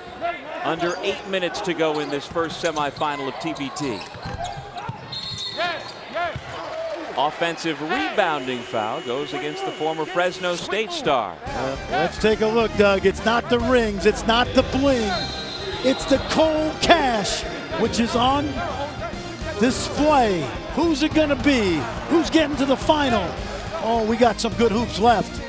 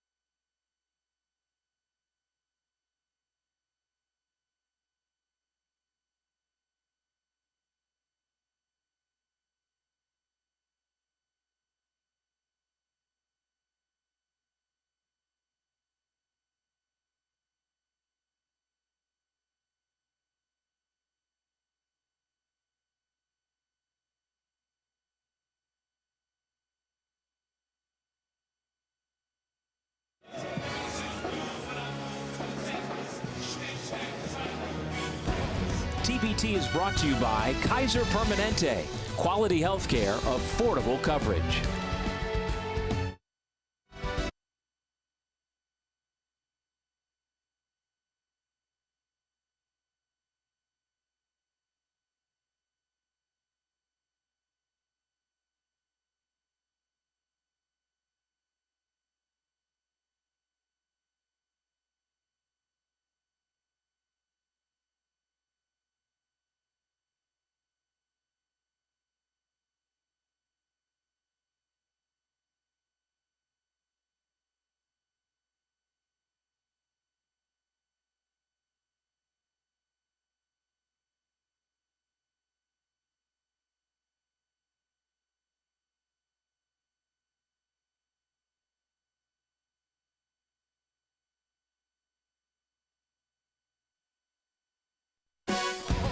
TBT is brought to you by Kaiser Permanente.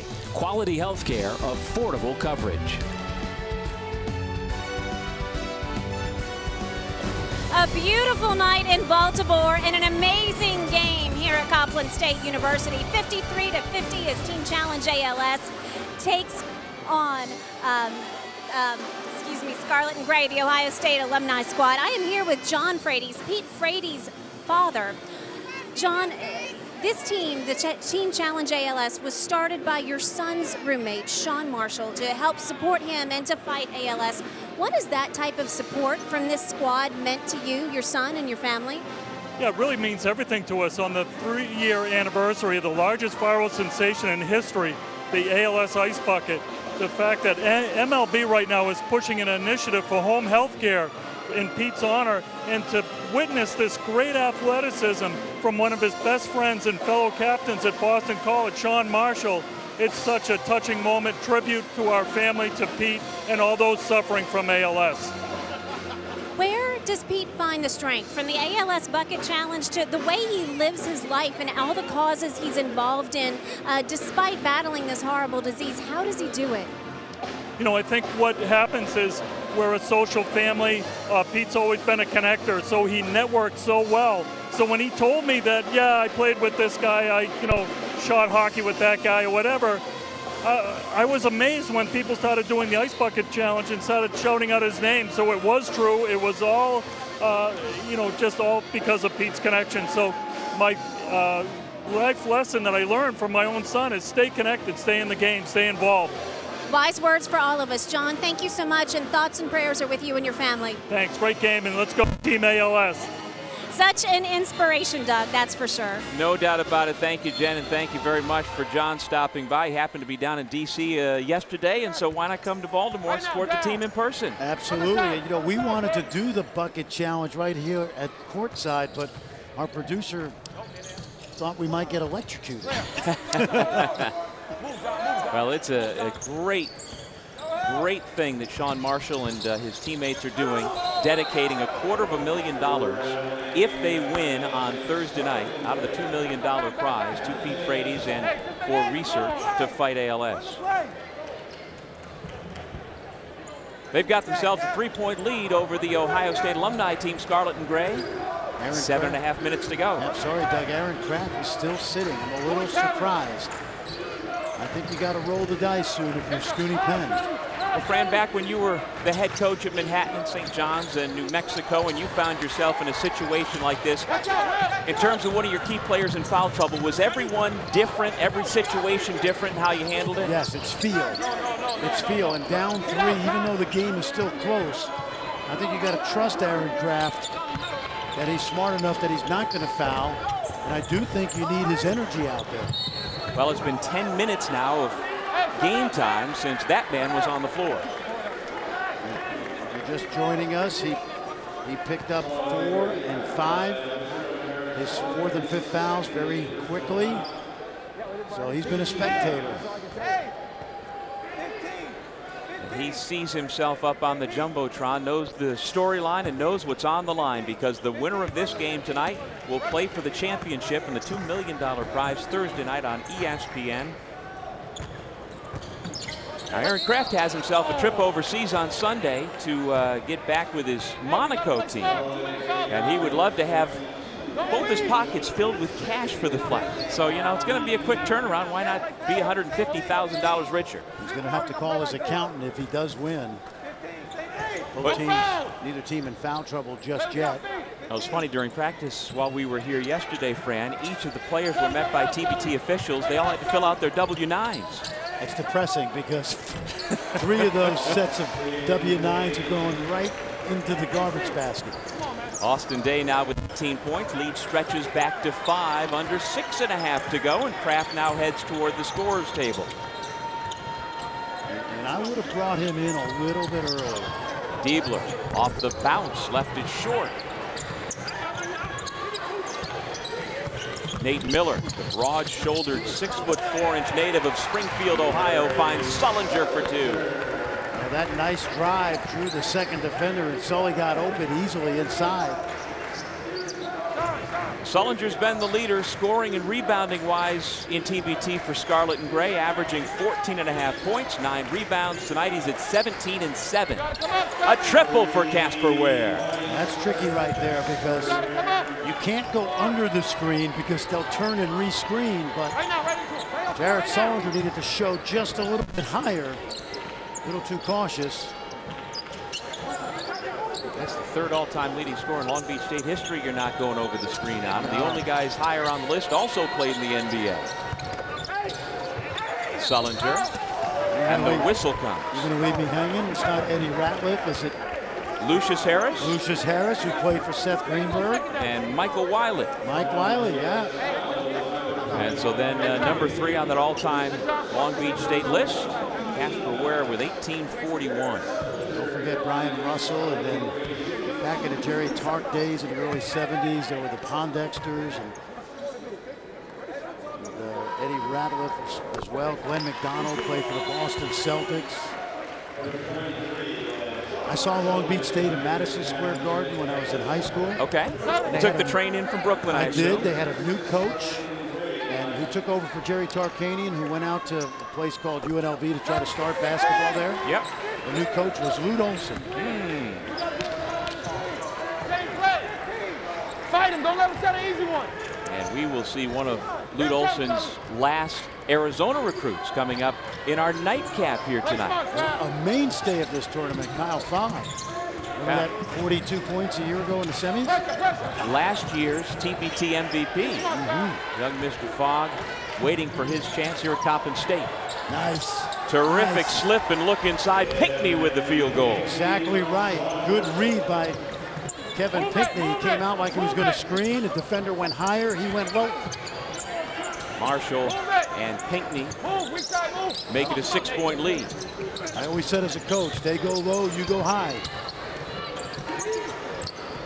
Lighty spotting up, around and out.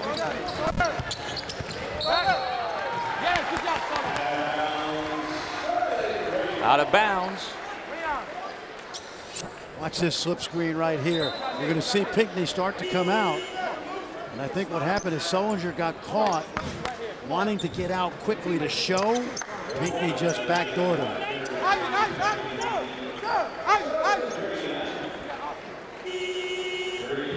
Put it back on the floor. We'll put it back on the floor.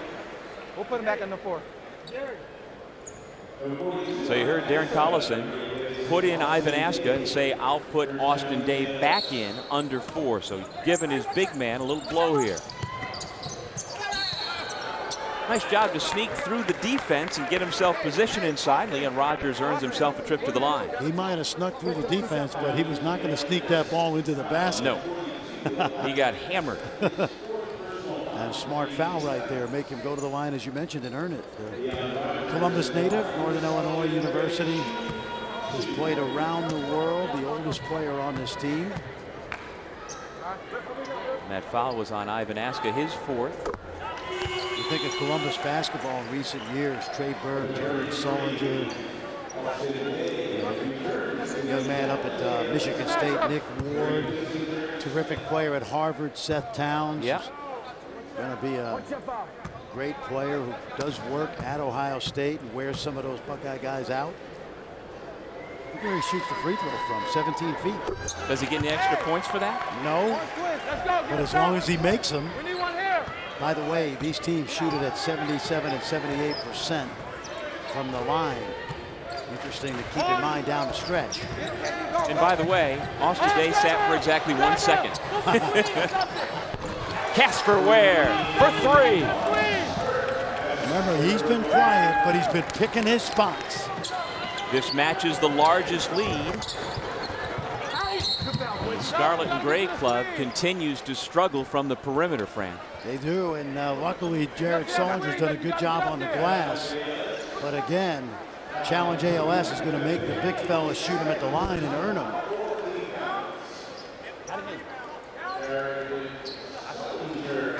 We talk to the experts out in the he's down, desert. but he's switching angles. He gotta come up. Listen If in. not, we gotta just switch it.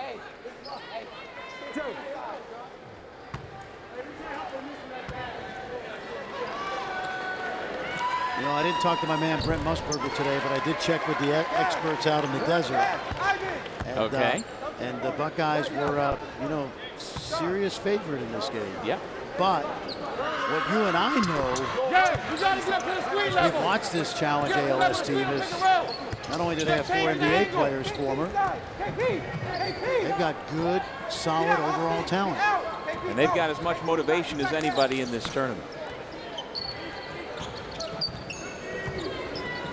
Here's Day. Smartly taps it back to Ware to avoid the turnover. Casper Ware misfires. Huge possession. Pick it up. Lighty feeds the post. Buford over Marshall. And he gets the roll. A little bit of the medicine that Sean Marshall's been given to Scarlet and Gray. That post-up turnaround fadeaway by William Buford. Out of Toledo, Ohio. Shot clock never started, so the officials will figure that out. We got to look at the clock and stop.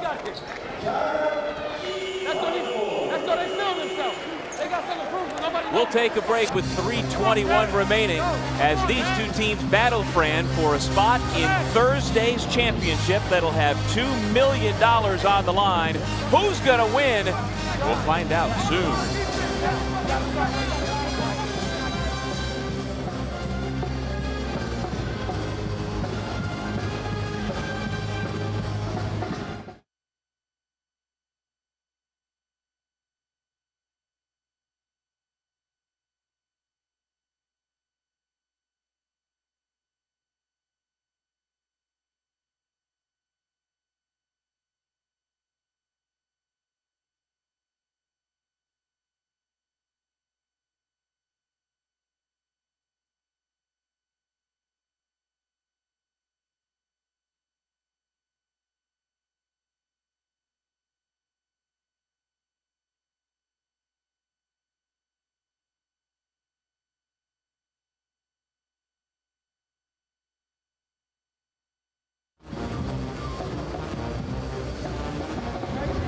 Coming over, right? KB, you pop. Yes. You acting like you come to get the ball, and then you're back down for a layup because of how he's playing. All right? If you don't have it, KB, Ivan, Austin, get cash. Triple screen. All right? Sean, sell that back cut. You're going to get the layup. All right? Come on. Come on, man. Hey, you got it. Huh? You got a new 10. The clock stopped for 4 seconds. Okay. We got 10. Go, come on.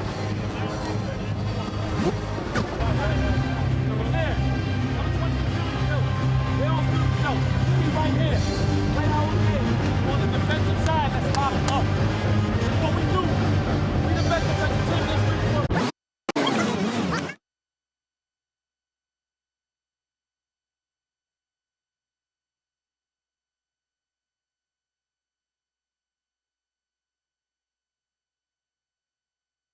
On the defensive side, let's pop it.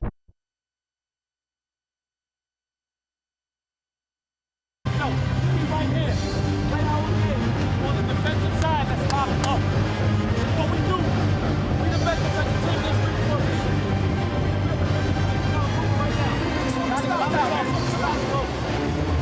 gonna start, right? Let's get us started. I gotta follow it, defense. One at a time, though. We're getting on top of it.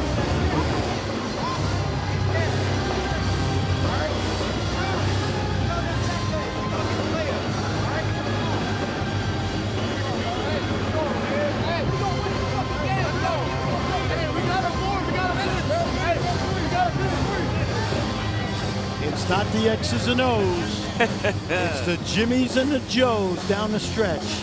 Good coaching both ways, but now, Doug, 3.5 minutes to go, a little under that. It's who's going to make the key plays. Sean Marshall with a basketball leads everybody with 21 points, along with Jared Sullinger, who's playing defense, big number 0 for Scarlet and Gray. Tried to run a backdoor cut on Aaron Kraft. He didn't bite. Marshall decides to pull up. Aaron Kraft the rebound. Scarlet and Gray with a chance to tie. Under 3 minutes to go.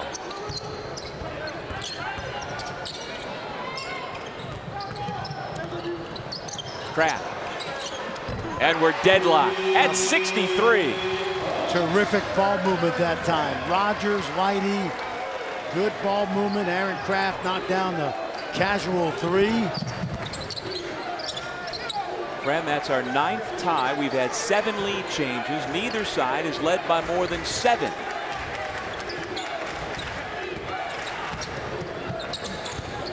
Aska, quick first step, but he missed the layup.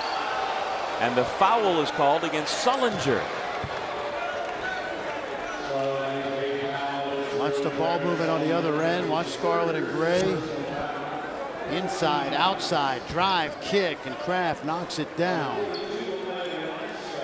The well-designed play on this end of the floor because they got Jared Sullinger out in space. And the former Murray State racer, Ivan Aska, was able to put it on the floor and get by the big fella. Now, Aska was one of the real keys in their Game 1 win. Also was terrific in the quarterfinal. Leon, you got 33, Leon. Thank you very much. Appreciate it. One shot foul. Damn, he smoked that layup. You can't call that now. You got him. You got him.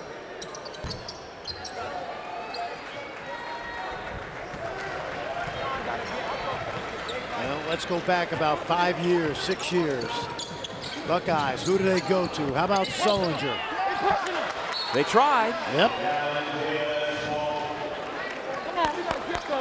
Well, after we wrap up here, don't miss SportsCenter at night with Max Bretos and Nicole Briscoe. They'll have NFL training camp news, all the best from Major League Baseball, everything else. It's SportsCenter at night, also streaming live on the ESPN app.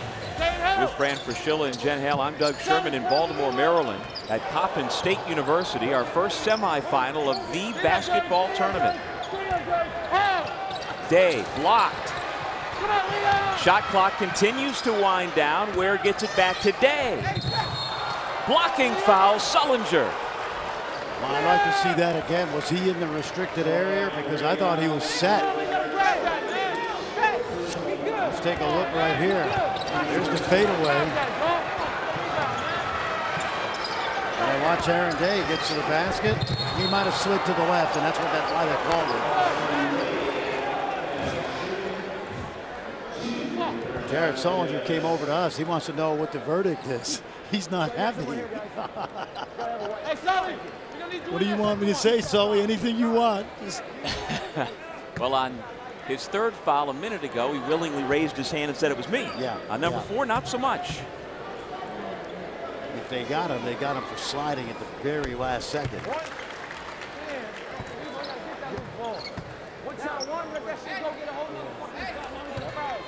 Well, as we have 2 coaches and an official mic'd up to bring you as close to the action as we can. Sometimes we got to have our audio guy with a finger on the trigger to make sure we keep this a family show. So we apologize when that audio drops out from time to time, but it's a good trade-off as far as we're concerned to really get a sense of what's happening out there. And Fran, this is where the intensity and the passion is going to be at an all-time high. There's no question, because as we've said so many times since you and I have done this tournament, this is reality TV.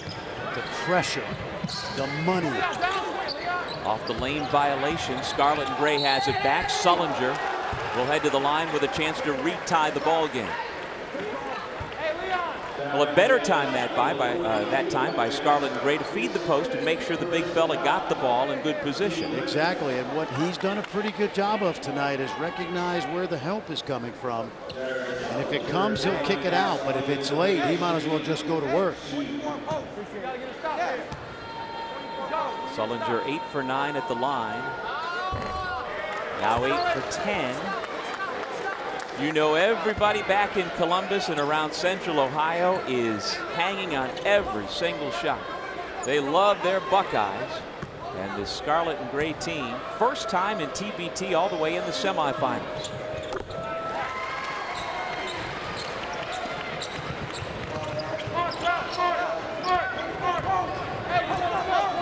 Team challenge, they've got 3 weapons. They can go to Marshall, Day, or Casper Ware. Looks like they're going to go to Austin Day. And not a good angle to feed the post. No foul there. No foul there. gotta go get it. You gotta go get it. Can't move right there. That's good officiating right there. I don't think there was a foul, but that wasn't the kind of post-up position you needed from the entry passer. Yeah, Rogers did a nice job defensively to make it a tough angle. Timeout called by Scarlet Gray.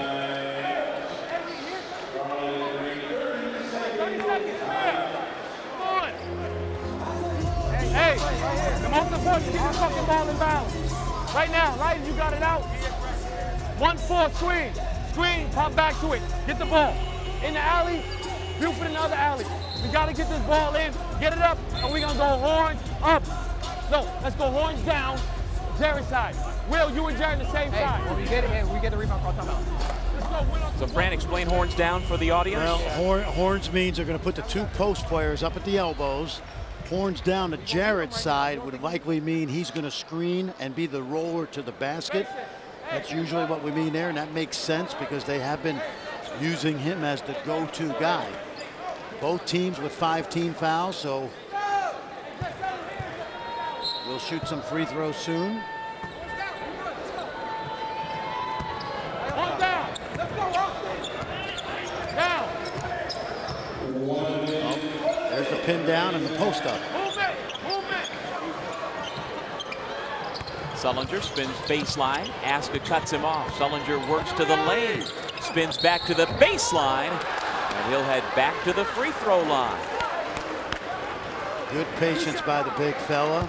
Again, Aska doing all he can, but he broke that vertical plane. He just needed to put his hands to the ceiling. So Ivan Aska has fouled out of the ball game, the first to be disqualified, and that's a big deal because his physical presence on that low post is hard to replicate against Sullinger. It's a great point, and remember this team lost Deshaun Stevens early in the game. And we haven't seen much of him, so. Sullinger having a big night, 22, now 23 points. He is 10 for 12 from the stripe. And we are tied again, 65-65. And in the wings, in their orange uniforms, Boeheim's Army. And they have the troops with them. This building is filled with folks in orange shirts. And they got that Charm City connection as well with Dante Green and C.J. Fair. Timeout. Hey, Austin back in. Sean, Marvell. Let's go, let's go. Look. Sean, you right here. Austin. Cass, you right here. Who else is in? Who I got? Look, KP, everybody here. Cass, are you bringing it up? You pass it to Austin. Austin, you pass it to Sean. You're going to act like you set a screen and you're slipping. Sean hit him. All right? Cool. If you don't have it, settle down and we'll call timeout for another play. All right, but hit him. Hit him. Looks like that same 3-man game. We got to stop that shit. Yep. Hey, rebound. We got to rebound the ball. Let's go. Let's go. Team on 3. 1, 2, 3. Be ready. So what they're going to rely on, Team Challenge, is they're going to try to look like a ball screen involving Marshall and Day, and they're looking for a slip of the ball screen, see if they get something easy cutting to the basket. Hey, help But again, it's not tricky plays, it's tricky players. 45 seconds to go in this first TBT semi. Watch the screen and the slip. There it is. Rogers did a nice job of disrupting the play, and now we've got a timeout called by Team Challenge ALS, as it looked like perhaps Sean Marshall got tripped up. And so 19 on the shot clock. We'll see if Team Challenge ALS goes back to that 3-man game. I'll tell you what I would like right here. We got to run this right. Well, let's listen. I'll tell you what I think after this At the 5. Darren Collison timeout. Run it early because I want you to get downhill and we're going to have the pop. All right? Because they got to pick and choose. All right? If you don't have it or whatever, if you go, you know where you're going. All right? If he switches. All right? 15. So we got shooters all around. Let's go, man. Come on. Hey, let's go, man. Marshall in the post. You got Marshall. No, you take Marshall. Okay, listen. Number 21, he's in the game. You got him? I got him. You, listen, then fine. Clog that post up. If you get it, run at him, hand up, stud. All right?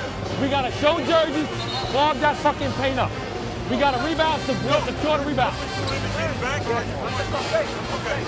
Let's go. Well, those guys in the white jersey and the wings, well, they've never lost a game in 3 years. And TBT, an overseas elite, 2 wins away from winning for a 3rd straight year. They've been resilient, and this year they have not blown teams out.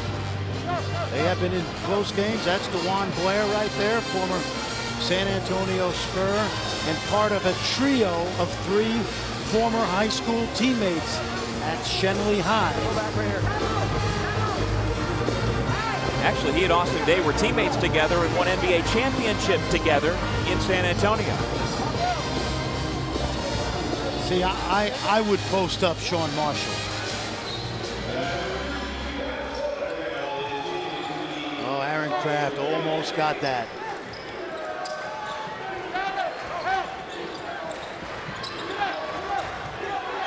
Casper Ware Jr. goes to work. 5 on the shot clock for Day. Around and out, and the ball comes to Kraft. Shot clock is off. Scarlet and Gray up 1, and the foul. Wow.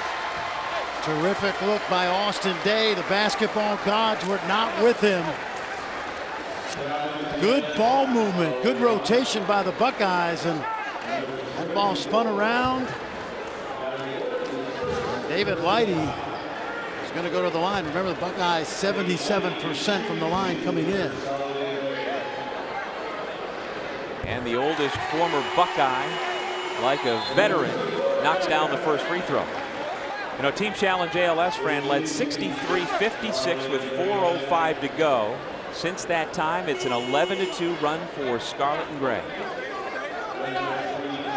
So slightly around the time that Aaron Kraft came back into the game. He came in with about 5 or 6 minutes, maybe. Darren Collison on the make, wants a timeout. Scooney Penn is telling his team that on defense, switch every screen.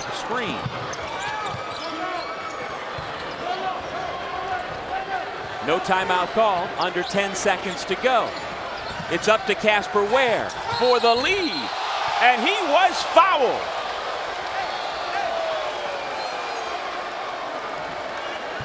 Interesting. We got to watch the replay. Watch Casper Ware's feet when he releases this ball. Really interesting. Watch Kraft. He lifts his feet. I think they go forward. And the official is saying that Aaron Kraft did not let him land. No, he didn't let him land.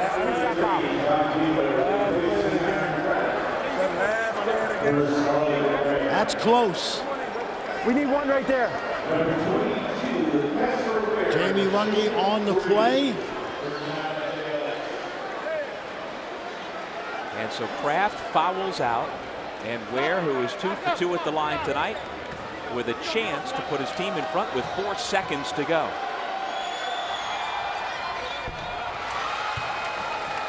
Casper Ware is going to make these. He's going to make all 3. I'd be surprised if he doesn't. That is a veteran move by Casper Ware.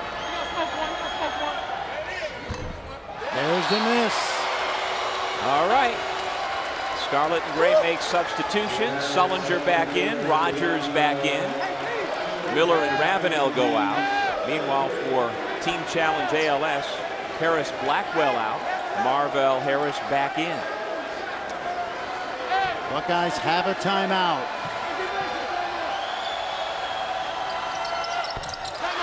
.67 apiece. Timeout.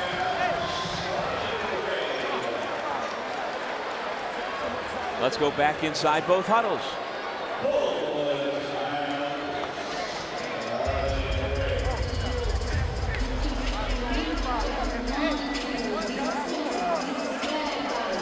at half court. Leon. No, you're in. No, Diva's in. Diva's in.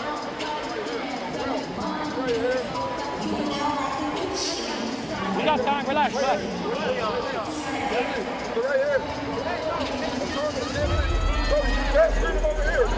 Me, that's me. Stay ready. You roll out this way. You got an option going over top. Right now, you should have it on his back. You don't have it on his top. I got it. Go ahead and put it on his back. You get right here today. Will, you go re-screen for Chad.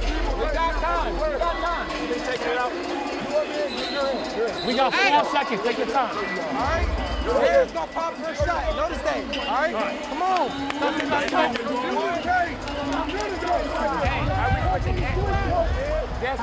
Everything when it comes in, or You don't think this game means something? Obviously, it means $2 million. Evan Turner, the assistant coach of Scarlet Gray, channeling his inner Doug Collins or Brad Stevens or Terry Stotts. He was the guy that drew up this play. Let's watch. He was looking for William Buford to set the screen for John Diebler. A defensive breakdown. Wide open inside, and the layup is missed by Lighty. We will head to overtime. Wow. Wow. In TBT, no autopsy, no foul. Point blank, David Lighty would love to have that one back. Little contact, but not much. Take a look.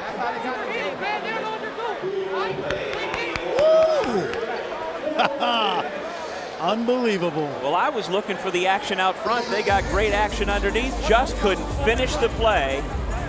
And so for the spot in Thursday's TBT final, they put 4 more minutes on the board.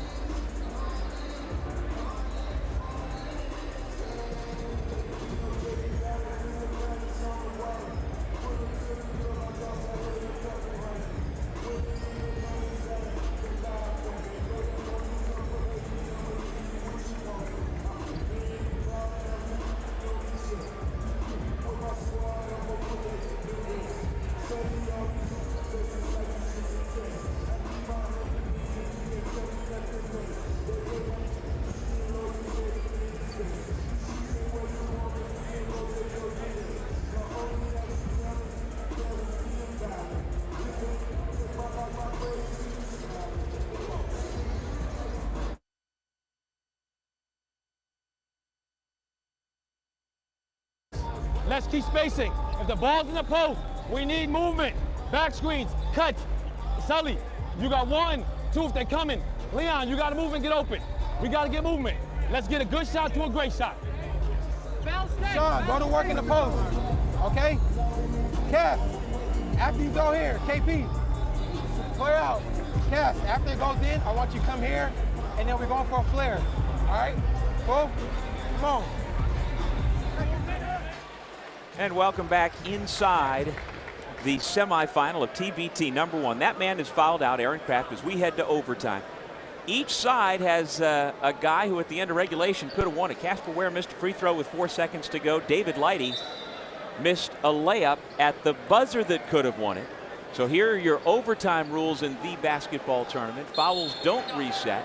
Each team has lost one player to a foul out already, and as mentioned, Aaron Kraft, the only point guard on the Scarlet and Gray roster, Fran, is done. This is the easy opportunity right there. That should be goaltending. I thought that ball hit the backboard. So Diebler gets the start in overtime with Kraft out. Diebler, I think, favoring that ankle a little bit. He did make a big three. Sullinger muscles his way to the bucket but put up an air ball. Team challenge ALS with it. This is Austin Day.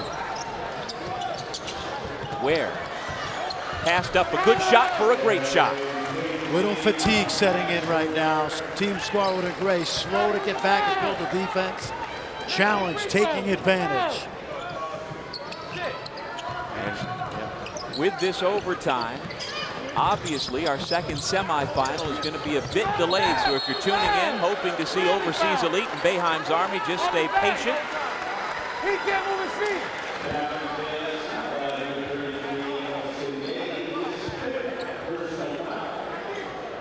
Austin Day picking up that foul, so Buford will shoot the free throws. Darren Collison getting a taste of what it's like to be a coach. It's like landing an airplane. There's 1,000 things going on in your head right now. Fifth foul on Austin Day. As Buford, the scoring hero in the quarterfinal round, has had a quiet night, Fran. Makes a big free throw. Wesley Matthews told us last week, the coach of Golden Eagle alumni and Dallas Maverick star, he wanted no part of coaching. And Darren Collison told us that before the game tonight. Well, you know that feeling. Oh, yeah. I didn't want any part of it. Enough was enough. Yeah. Plus, you know, you're going to get paid for your work tonight and Thursday. There's a team on the floor right now that's not going to get a nickel for their trouble. The losers will go home without anything other than the experience. Buford for three. Huge shot. Good job by David Lighty giving it up. These guys have battled before as members of Ohio State, and they were winners. Those three got right back by Ware. Well, that guy's a winner. Just ask anybody who's ever attended the Drew League in LA.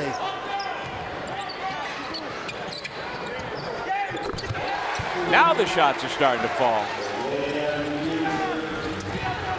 I think the defense is a little fatigued, but you got to. These are tough shots now.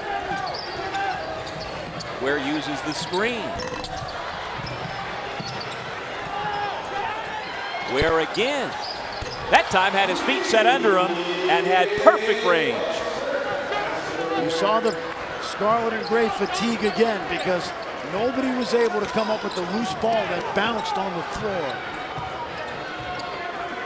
22 points now for Ware, 21 for Marshall. The lead team challenge ALS. Tough shot and a miss by Lighty.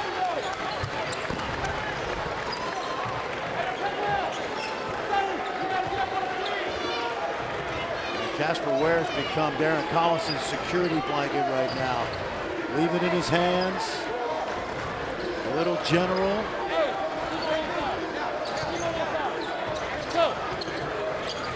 Just like his father's done so many times, Casper Ware Jr. making things happen on the basketball floor. And his pass gets Kevin Pinckney to the line. Casper Ware, we've talked about him. He's a legend in Los Angeles. There's the first big three, and then off the offensive rebound, you see how slow Scarlet and Gray react to the matchups, and he knocks down another one. 6 points now for Kevin Pinckney.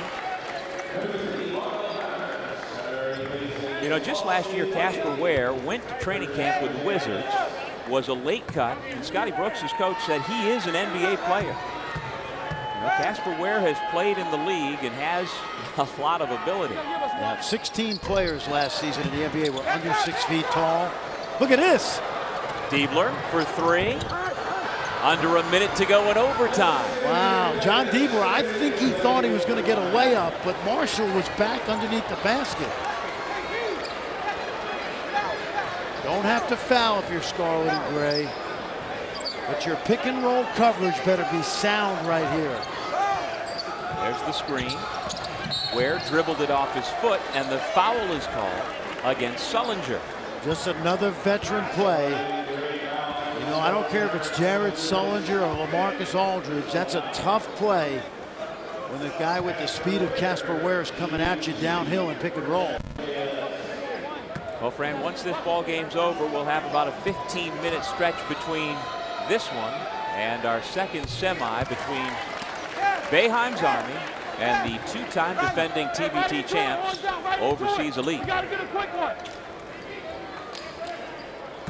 There's the numbers for Casper Ware. He's been clutch in the second half. Scoonie Penn, you just heard him say, we need a quick one. 2-possession game. Don't have to force a 3, but you got to go to the rim quickly. Gabe Ware's 24 points have come here in overtime. Lighty, tough 3 in the foul. Oh my goodness! A chance for 4. Wow! What a shot by William Buford. You don't want to foul a jump shooter, right? We've been saying that since Claire B was coaching.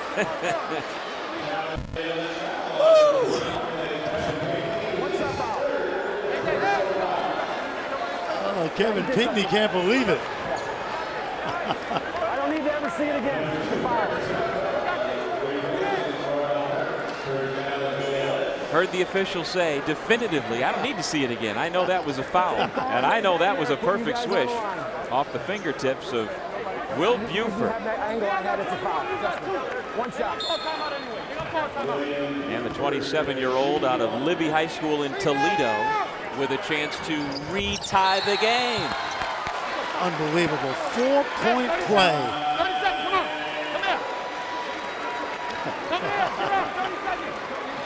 Well, Buford had been quiet through the first half. Casper Ware was fairly high. And they have been carrying the load each way. I thought they would go for 2, but David Lighty knew better. William Buford comes off the screen. Knocks it down. Clutch. Pressure. Money on the line. Little man want to go. Make him go left if he goes. Yes. We have a timeout. We have a timeout. Hey, look. At some point, whoever default, he's going to guard Marvell. Don't worry about it. Just go 15. Let's go. Let's go, man. Let's go. 3. 1, 2, 3 together. Last shot. Now, both teams have 1 timeout remaining. Buford with 11 points in overtime has pulled Scarlet and Gray back into a tie, and with 1.6 seconds between the 2 clocks, Fran, can you hold for a final shot? Yes, you treat it like a last-second play unless you get a wide-open layup, and I'm going to leave it in Casper Ware's hands, and David Lighty has the assignment. Look for pick and roll at about 7 seconds, but the Scarlet and Gray are going to try to shrink the floor with white jerseys. Scoonie Penn said the little man's going to want to go, talking about Casper Ware Jr. He's got 7 seconds to go. Down to 5, he puts it up. Scarlet and Gray has 2 seconds, the heave. And it's off to double overtime.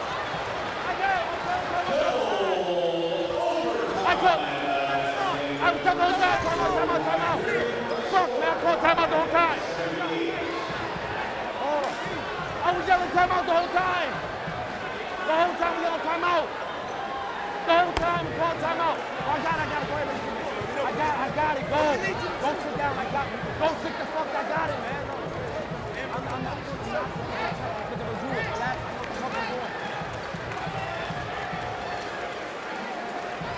I called the whole time timeout.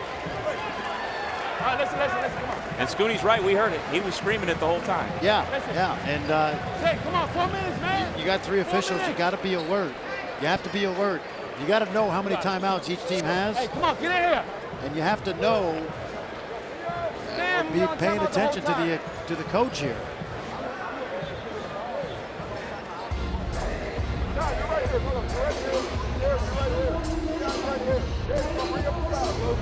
We're not going to be able to hear it, but we did hear Scooty Penn call for the timeout. And Doug, let me say this now: they've missed a couple, but this has been a great officiated game.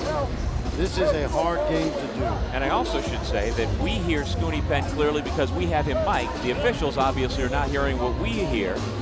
That's a great point. That is a great point. Yep. Casper Ware leads everybody with 24 points, but he missed a 2-point jumper. Good look. Just couldn't get it down. And so 4 more minutes up on the clock for double OT. Look, I promise y'all, if y'all stay right here, y'all can win this game. Stay right here. Come on, man, come on. You're in enough tournament settings in the MAC and in the Big East where you're one of those guys waiting in the wings in a tournament situation, and now they're not going to tip for at least a half hour after the prescribed tip. What are those guys dealing with right now, Fran? These guys have done this 1,000 times. Yeah. Playground leagues, tournaments, Europe. They're just watching, taking it all in.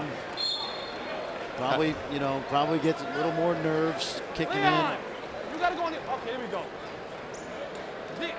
So for the 3rd time tonight, we'll jump it up. You really made a great point about us having the microphone and we could hear it. Because there's a lot of mayhem going on out there. The crowd is great, into it. Marshall tries to come to the ball, but he couldn't get there because of Leon Rogers.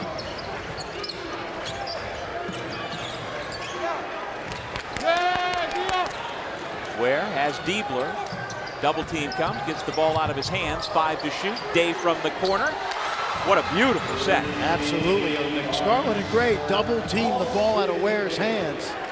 And 2 quick passes got Austin Day the corner 3 ball. Rand Day is 3 out of 6 from long distance tonight. Sullinger in close, was fouled.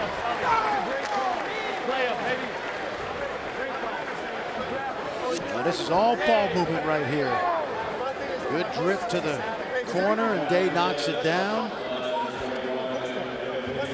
Former Gonzaga Bulldogs got 22 points. He's shown more emotion in this tournament than I remember at Gonzaga,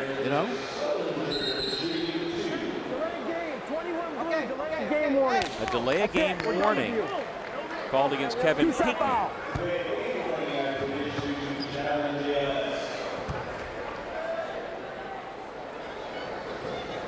Sullinger has spent the night at the free throw line. How about that? I mean, he's got a double-double. 25 and 10. And 12 of 14 from the stripe. Yeah, Jared Sullinger has acquitted himself well in this tournament. Any doubts about the injuries have been alleviated. Now it's a matter of getting a chance to make a roster. And that's our 12th lead change of the night with 3 minutes to go in double OT. This has been a good matchup. Leidy and Casper Ware, and Bieber will switch. 7 on the shot clock. Day from way downtown. Sullinger collided in midair with Harris. And the foul is called against Leon Rogers for Scarlet and Gray.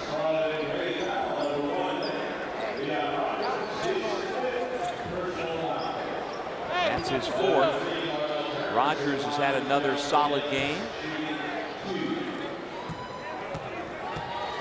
And so the all-time leading scorer in Fresno State history, way short on his first free throw. The young guy of the team played last year in Australia, had his ups and downs. As you mentioned, very good player for Rodney Terry out at Fresno State. Mountain West Conference Player of the Year in 2016. Better stroke that time. 2-point lead for Team Challenge ALS.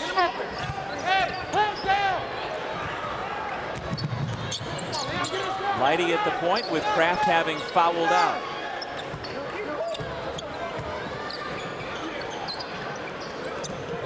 finds Sullinger on the block. He can shoot that, Rogers. He's got Day defending. Rogers tries to cross him. 5 seconds to shoot. Left his feet. Tough spot here. Buford's going to have to hurry. Great defense by Team Challenge ALS. It's 3-on-1. Ware missed the layup.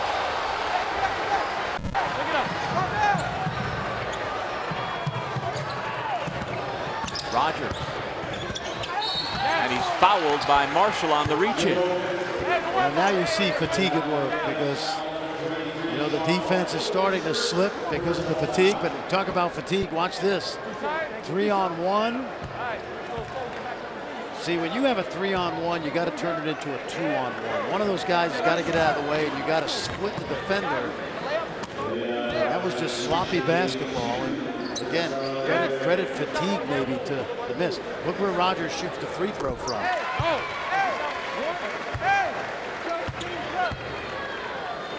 Why do you think he does that? Because it goes in when he shoots it from there. It shows you what a mental game it is, though. You know what I mean? You'd think 2 feet closer, you'd have a better chance, but apparently not. I'll let you know, Ed. He's been pretty good, and he can shoot it. Even again, 82 apiece, and Fran, this is only game 1 of the night. Is there a Waffle House in Baltimore? If there is, we're going to find it. He's got a long night. Where? Nice. Much better touch that time in the lane. Oh, he's got that floater. We haven't seen it much in this tournament, but he's always had that floater. Oh, sloppy pass. No Aaron Kraft. He's fouled out. Sloppy play by William Buford. The winning team, Doug, is going to have 48 hours to recover. That's the good news.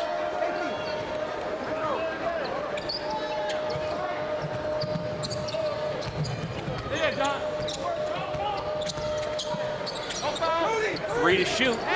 Ware finally recognizes just a sloppy possession. I'll tell you what, Jared Sullinger did a good job on that play of keeping between Ware and the basket. And Casper Ware, you see him pointing to his head and taking responsibility for losing track of the clock. Each of these players for Team Challenge ALS wearing Frates on their backs. They're playing for Pete Frates, the former Boston College baseball player who's battling ALS. And that's the motivation these guys are going to find here late in double overtime, if anywhere. John, be ready. Attack. No, I want Everett, number 33 is covered. No, we're going to do a high pick and roll, ball screen. Hey, let's go, let's go, let's go, let's go.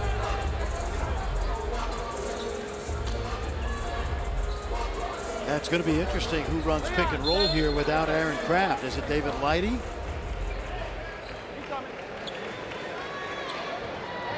Boeheim's Army, nothing you can do but wait. You see Trevor Cookie.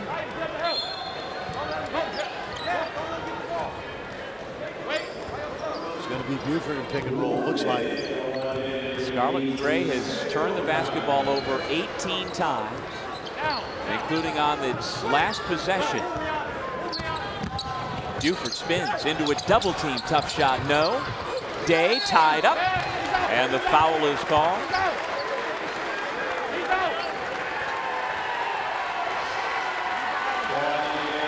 That is on Austin Day, and so his night is done. Day fouls out after what's been a brilliant offensive performance. Not so much on the defensive end. And that's why they went right at him with 5 fouls. Come on.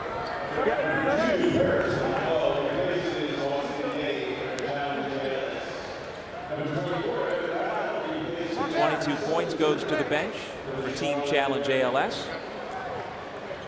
And Leon Rogers has a chance to retie the ball game from the line. As you see, a timeout was added as we headed to double overtime. So 2 timeouts remaining for Team Challenge ALS, just the one now for Scarlet Gray. Rogers is going to leave at least 1 point at the line. If he had moved in a couple more inches, he would have gone in because he hit the front rim. But good point. no, Leon's been solid tonight. This guy's got his passport stamped many times, played all over, including Venezuela.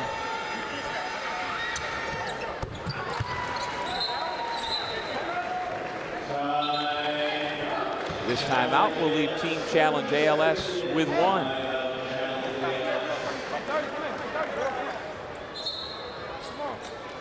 Hey, listen, come here. They're gonna have cap.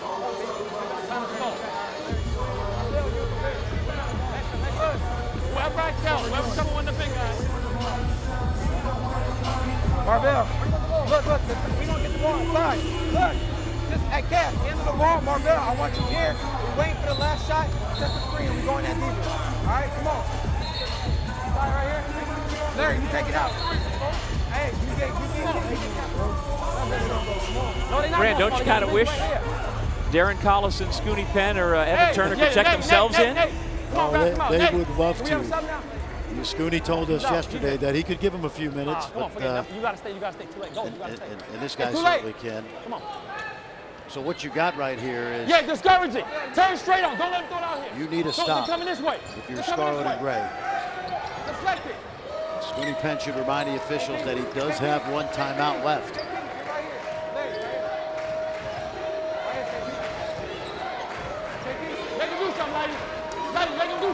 He hasn't used the ball screen the last couple of times. Get the ball out of Ware's hands. Now back into it with 10 on the shot clock. Ware goes back to work. The pull up for 2. And he gets the roll. Down 3. What will Scarlet and Gray do? They call timeout. I'll tell you, that was great defense and an even better shot. David Lighty stayed between Casper Ware and the basket.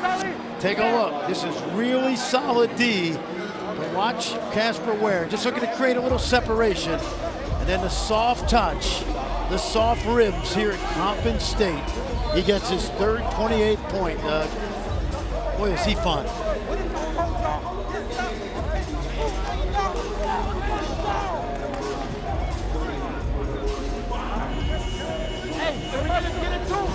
Not much reaction out of Scooney, just to call the timeout.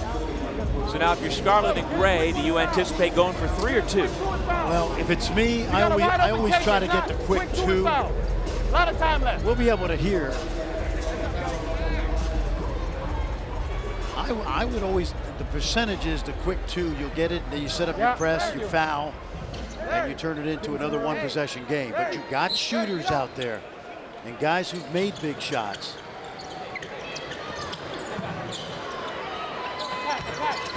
David Lighty pulls up. Little strong rebound. It's Team Challenge ALS. And that might just do it. Up 5.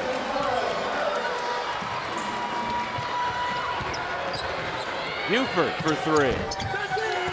And Team Challenge ALS will play for $2 million on Thursday.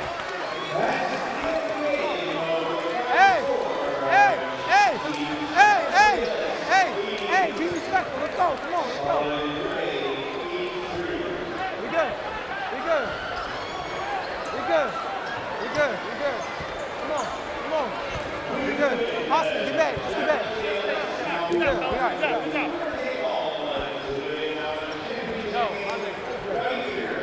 Huh? All right.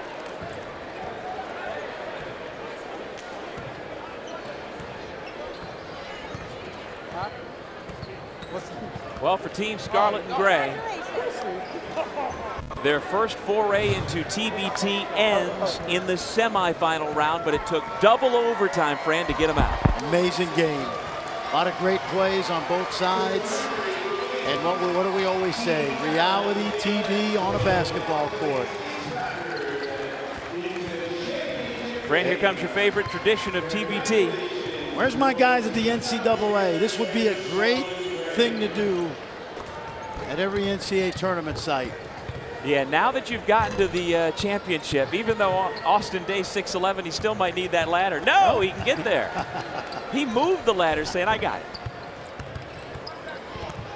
So for the 5th time, Team Challenge ALS has survived and advanced, and they move on to take the winner on of our next semifinal between the 2-time defending champs from Overseas Elite and Boeheim's Army. Wow.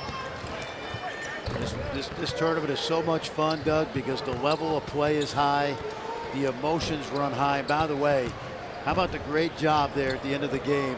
Could have been a scuffle. Both teams are out on the court. Evan Turner playing peacemaker, and there's so much at stake. And these guys have expended so much energy tonight. You expect the emotions to pour out. And TBT people were out there. The teams were great about it. And this is what makes this tournament so much fun in the middle of the summer. Those are some happy men hoping to get one more victory and a $2 million payday. And you see on the left side of your screen there, that is John Frates, who we spoke to earlier in the game. He's the father of Pete Frates, who these players are playing for.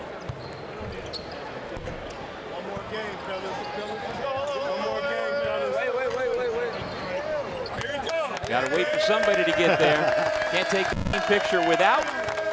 Oh, there you go. They're playing not just for Pete Frates, but for everybody who is battling Lou Gehrig's disease. That's pretty cool.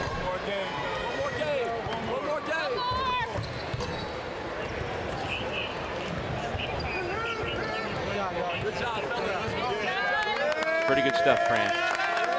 Absolutely. Words can't describe a picture like that.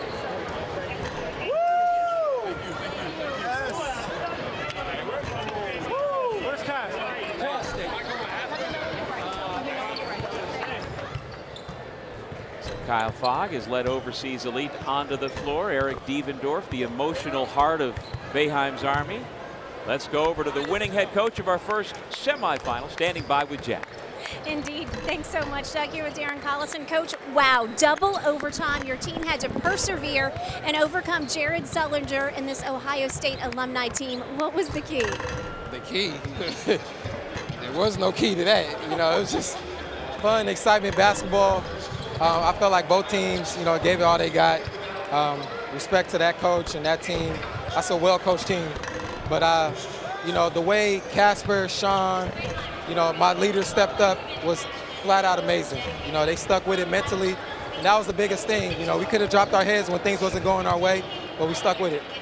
Sean Marshall returning this game after being injured and out for your games in Brooklyn. How much of an impact did he have tonight? Oh, man, he's a special player. You know, he's done this over the course of his career for a very long time. The thing I like about him is he cares about his teammates. You know, when things are not going well for him, he's always there for his teammates. When things is going well for him, everybody's happy. So he's kind of like our little boost, so to speak. But I'm just happy that we got the win. We got one more. We're trying to stay focused, stay humble, and take it from there. Well, best of luck. You've got a day to rest and recover, and then you'll be back at it Thursday. Congratulations on tonight's win, Coach. Thank you. Thank you. And guys, we've also got Sean Marshall here with us. Sean, congratulations. This was such an exciting game to watch, but it also must have been a bit of an emotionally taxing one, I imagine. Yeah, this was an incredible game. Two incredible teams going at it, blow for blow. Everybody made big plays down the stretch. We were fortunate to make a couple more than them, and we took the win. Of course, you were doing this partially for your former roommate, Pete Frates. How much did the meaning and what you're playing for affect you and your team out on the court tonight? I mean, it inspires us. We're fighting for Pete. We're fighting for the whole ALS community that's out there fighting for their lives. So we're trying to play with that same inspiration that they give everybody else. You know, they're the ones living the hard life. We're out here playing basketball. You know what I mean? It's a game. You know what I mean? So we're just trying to bring awareness to that and have everybody understand that we need to come together as a people and look out for some other people that need help. Very well said, Sean, and you're accomplishing that mission to certainly bring more awareness. Let me ask you about Casper Ware, the floor general tonight, just absolutely clutch, hit several shots that this team needed exactly when they needed it. I mean, that's why we wanted Casper. He's the smallest guy on the floor every single game, but has the biggest heart. He wants to make the plays down the stretch, and we know that he wants to make the plays. We put the ball in his hands. He did that tonight. He brought home the victory. Unbelievable player. And we're just ready to play one more game, win a championship, and have everybody respect us. You know, we've been the underdog the whole tournament, and we feel like we shouldn't have been the underdog, but we'll take that role, and we'll try to win this championship. Well, we look forward to watching you on Thursday. Enjoy the rest tomorrow, and I imagine what will be a lot of strategizing as well. Thank you. What's up, Pete? Hope you're doing all right, man. Thanks so much, Sean. Guys, we'll send it back over to you. Thank you, Jen. Very well said by Sean Marshall from beginning to end. His basketball play was impressive, as was that of his teammates. Casper Ware, 28 points. Austin Day, 22 points. Sean Marshall himself with 21. Game 2 of our 2 semis is coming up. Team Challenge ALS has won 5 straight games as a number 6 seed to defy the odds and get to the championship on Thursday. Who will they meet? Well, we're going to take a quick break here, and we will get underway with semifinal number 2. It's going to be Overseas Elite and Boeheim's Army. We'll come back to Baltimore in just 3 minutes, and all the action will be here.